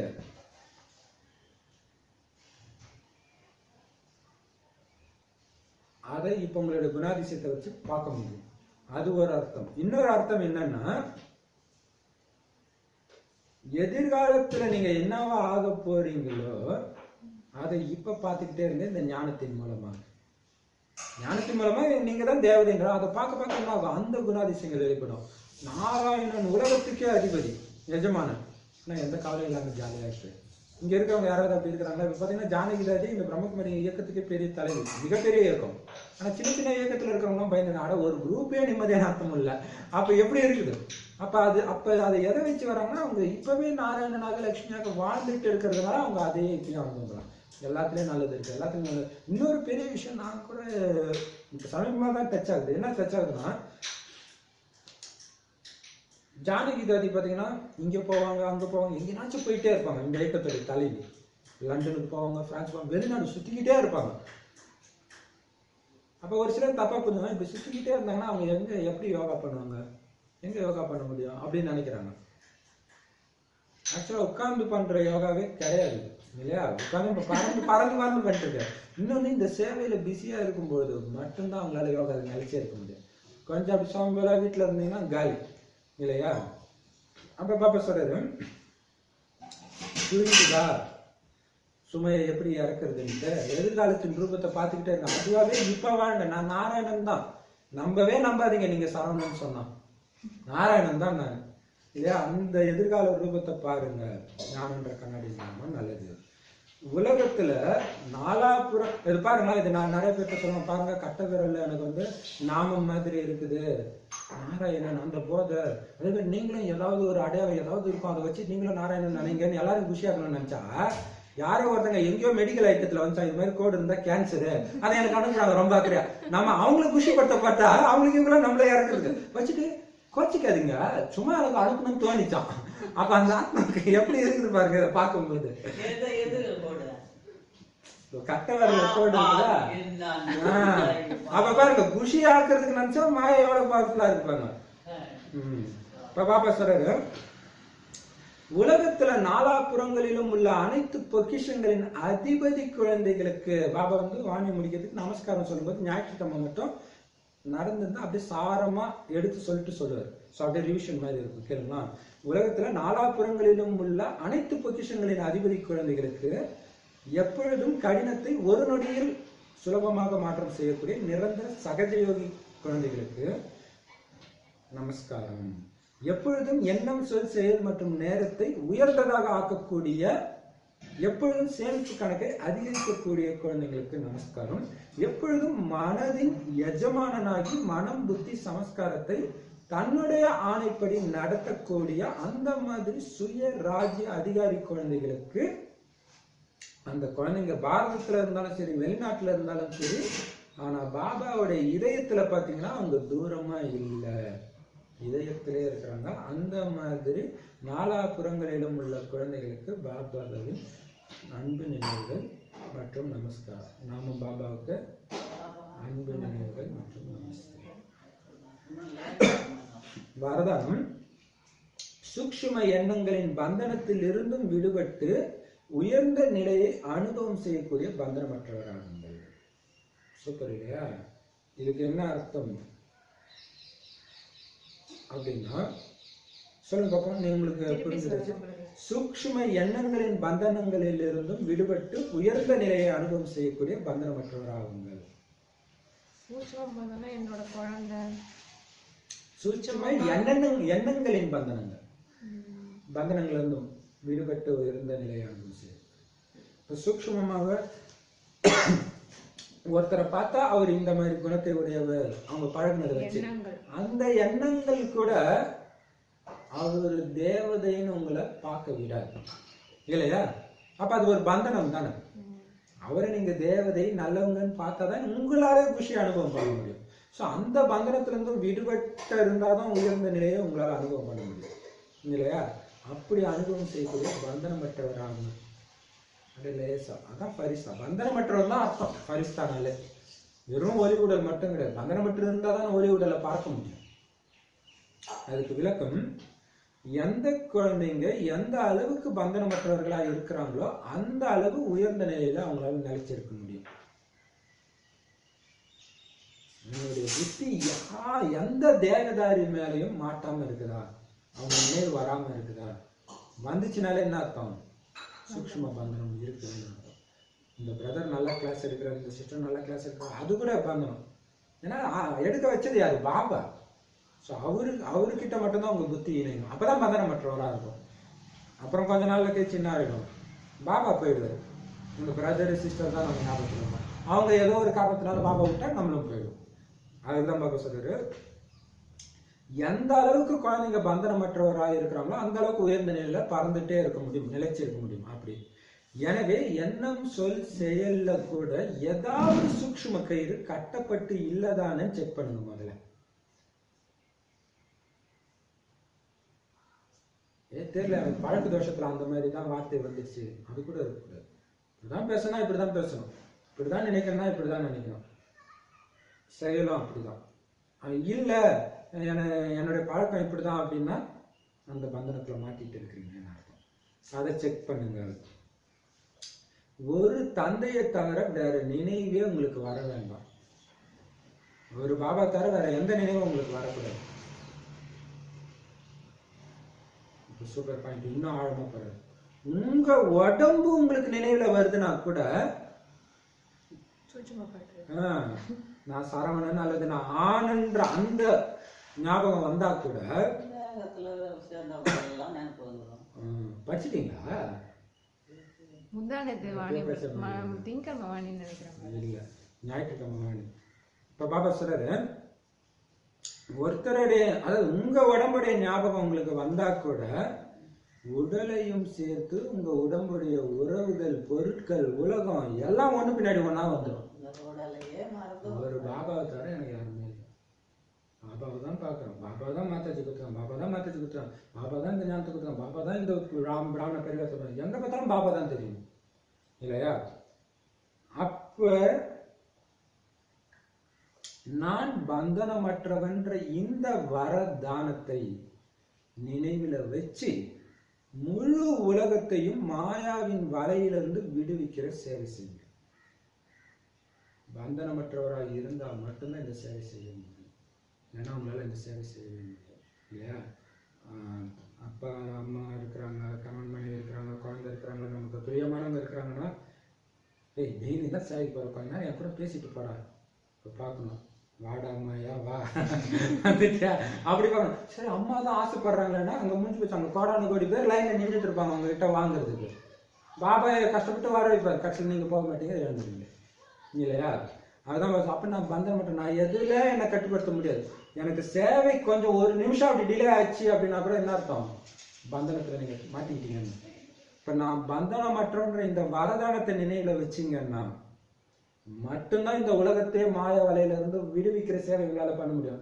இல்லைன்னா பண்ண முடியாது. காரணம் நீங்களே மாய வலையில இருக்கீங்க, நீங்க எப்படி மற்றவங்க வலையில இருந்து எடுக்க முடியும்? சூப்பர், சரியான வரதானம் இல்லையா? ஸ்லோகன், ஆத்மா அபிமானின் நிலை மூலமாக உடல் மற்றும் மனதின் கலகத்துக்கு முடிவு கட்டுறவங்க தான் உறுதியாக இருக்கிறாங்க, இருக்க முடியும். யாரு? ஆத்ம அபிமான நிலை. இப்போ உடம்பு ஒரு கலகத்தை ஏற்படுத்துது இல்லையா? உடம்பு சேவைக்கு போகணும்னு பாபா சொல்றாரு, ஆசையும் இருக்குது. ஆனால் உடம்பு என்ன சொல்லுவோம், ஐயோ டயர்டாக இருக்குது, கொஞ்சம் இன்னைக்கு ஒரு நாள் தூங்கிடலாம், இன்னைக்கு ஒரு நாள் ரெஸ்ட் விட்டுலாமே, அது மாதிரி உடம்பு கலகம் போடும். இது இல்லாமல் மற்ற விகாரங்களையும் தூண்டும். மனசும் அப்படிதான். அப்ப இந்த கலகத்துக்கெல்லாம் முடிவு கட்டுற ஒரே வழி என்னது? நான் உடம்பே கிடையாது, உடம்பு நான் சொல்றது நீ கேட்கறீங்கன்னா நீனும் என்ன உடம்பு நம்ப வச்சுன்னு இருக்கிறியா? நான் எஜமானா நீ எஜமானா கேட்பாங்களா? முதலாளி கேட்பாங்களா? அந்த மாதிரி கேளுங்க. அப்படி யார் ஆத்மாபிமான நிலையில ஆத்மா நான் எஜமான நீ வேலைக்காரன்ட்டு உடம்புக்கும் மனசு பண்ற அந்த சண்டைக்கும் யார் முடிவு காட்டுறாங்களோ அவங்களால மட்டும்தான் உறுதியாக இந்த பிராமண வாழ்க்கை வாழ முடியும். பாபாவோட குழந்தை முழு ஆஸ்தி அடைய முடியும். ஓம் சாந்தி. சூப்பர். மயத்தனுடைய மகிமையை தெரிஞ்சு ஒவ்வொரு சுவாசத்தையும் கூட அந்த பாபா நினைவில் நம்ம அதை எப்படி சொன்னார் இல்லையா, சுவாசத்தை பற்றி ஒரு சுவாசத்தை கூட வீணாக்க கூடாது இல்லையா. சங்கம் யுகம் அந்த மாதிரி யுகம். புள்ளி வச்சிடுங்க, எதுவா இருந்தாலும் புள்ளி வச்சிடுங்க. 3 புள்ளி. ஆத்மா, பரமாத்மா, டிராமா. அந்த டிராமான்ற புள்ளி ரொம்ப ரொம்ப முக்கியமான புள்ளி. ஆனா அது பாபாவுடைய நினைவுல தான் அது வரும், இல்லைன்னா வராது. சரி, அப்புறம் என்ன சொன்னாரு? இந்த பிரிவில் இருக்கிறவங்க பெரிய பணக்காரங்க நினைச்சிட்டு இருக்காங்க. ஒரு பிறவிக்கு தான் அவங்க எவ்வளவு பேரை கோடீஸ்வரா இருந்தாலும் ஒரு பிறவியோட முடிஞ்சு போச்சு அவங்க. அதுவே நிலை கிடையாதுன்னு வேற சொன்னாரு. அதுவும் கரெக்டா இந்த டைம்ல அது வருது வான் இல்லையா. சூப்பரானது. அப்புறம் பொக்கிஷத்தை பத்தி சொல்லிட்டு இருந்தாரு. எண்ணம், அந்த பொக்கிஷத்தெல்லாம் வீணாக்காதீங்க. முதல்ல சங்கமேவா அப்படிங்கிற ரொம்ப ஜாக்கிரதையா வந்து சேமிப்பு செய்யுங்க. சேமிப்பு கணக்கை எழுதுங்க முதல்ல அப்படின்னு சொல்லிட்டு சொன்னாரு. கரெக்ட். டெய்லி செக் பண்ணுறீங்களா, எழுதுறீங்களா, எவ்வளோ சேமிச்சா எவ்வளோ செலவு பண்ணுன்னு எழுதுறீங்களா அப்படின்னு சொல்லுங்க. அதான் எது செய்தாலும் நம்ம அந்த நினைவில் செய்யலைன்னா சாதாரண விஷயம் ஆயிடும். அது ஒரு முக்கியமான இல்லையா. நீங்க தப்பு பண்ணல, ஆனா சாதாரணமா போயிடுச்சு. அது அவ்வளவு அழகா சொல்றாரு, தட்டி கொடுக்குற மாதிரி. நீங்க தப்பு பண்ணல, இருந்தாலும் சாதாரண விஷயம் பாபா சொல்றாரு. எந்த ஒரு விசேஷ குணம் இருக்குதுன்னா நீங்க பாபாக்காக அந்த விசேஷ குணத்தை செயல்படுத்தணும். நீங்க அதை விட்டுட்டு சாதாரணமா இருக்கக்கூடாது அப்படின்னு சொல்றேன். அந்த விசேஷத்தை காரியத்துல ஈடுபடுத்தணும் இல்லையா, இல்லாட்டினா அது வேஸ்ட் ஆயிடுது. அப்புறம் டீச்சர் சந்திப்பு கூட சொல்லியிருந்தாரு. டீச்சருங்க கிட்ட கேட்டாரு, கை தூக்க சொன்னாரு. எது கை தூக்க சொன்னாரு? அதாவது சங்கம யுகத்தோட மகத்துவத்தை பத்தி உங்களுக்கு தெரியுமா, அவர் 1 மணி நேரம் பேசணும்னா பேசுவீங்களா அப்படின்னு சொல்லிட்டு கேட்கும். நீங்க டீச்சர்ன்றதுனால அது நல்லா ஆழமா தெரிஞ்சிச்சு. சரி, இல்ல அது வந்து காரியத்துல ஈடுபடுத்துங்க. காரியத்துல ஈடுபடுத்துங்க. பேசுறது ஓகே, காரியத்துல அதை காட்டுங்க அப்படின்னு சொல்றாரு இல்லையா. சரி, அப்புறம் என்ன சொன்னாங்க சொல்லுங்கம்மா. ஸ்லோகன் வந்து அபிமானி, ஆத்மாபிமானி பத்தி சொன்னாங்க. ஆத்மாபிமானி ஆகி அதுல நிலைச்சிருக்கிறதன் மூலமாக யாரு என்ன சொல்லுங்க, மறந்துட்டீங்க. அவங்கதான் உறுதியா நிக்க முடியும்னாங்க இல்ல. ஆத்மாபிமானியாகி ஒண்ணு பண்ணீங்கன்னா நீங்க உறுதியா நிற்பீங்க. அது என்ன பண்ணணும்? மனதின் கலகத்தையும் உடலின் கலகத்தையும் நிறுத்தணும். அப்ப உடம்புனால வர கலகங்கள், நோயா இருக்கலாம் அல்லது எதுவாக வேணாலும் இருக்கலாம், அதுக்கு நான் உடம்பு கிடையாது, ஆத்மா அப்படின்ற உணர்வு இருந்துச்சுன்னா ஜெயிச்சிருவீங்க. எல்லா கடின விஷயத்தையும் ஏமல் தூக்கி போட்டுப்பாங்கன்னா நீங்களே வந்து உங்க மேல ஏற்றி வச்சுட்டு பழக்க தோஷம் விட மாட்டேங்குதா அப்படின்னு சொன்னாங்க. ஒரு சூப்பரான பாயிண்ட். சூப்பர். அப்புறம் என்ன சொன்னாரு? எனதுன்றத உனது ஆகுது கொடுத்துட்டு போங்கன்னா தூக்கி வச்சுட்டு இருக்கீங்க. வச்சுக்கிட்டு கஷ்டமா இருக்குது, கஷ்டமாவே செய்வார் பாபா. அடுத்தது சகஜ யோகம். அது சொன்னார்ல, சகஜ யோகியா இருங்க சொன்னார். ஓகே. வரதானம், சூட்சும பந்தனம் கூட இருக்கக்கூடாது அப்படின்னு சொன்னார். அது கூட கரெக்ட். நான் பந்தனமற்றவன். இது ரொம்ப பவர்ஃபுல்லானது. நான் பந்தனமற்றவன், லேசா இருக்கும். பாபா இப்ப கூப்பிட்டாலும் போயிடுவேன். அது பரந்தாமத்துக்கு மட்டும் இல்லை, சேவைக்கும் இல்லையா. அப்படி இருந்தாதான் உங்களால மற்றவங்கள மாயாவுடைய வலையிலிருந்து விடுவிக்க முடியும். இல்லைன்னா நீங்களே ஒரு பெரிய வலையில மாட்டிட்டு இருக்கீங்க அப்படின்னு. செம பவர்ஃபுல்லானது. அப்புறம் என்ன சொன்னாரு? ஓம் சாந்தி. ஓம் சாந்தி.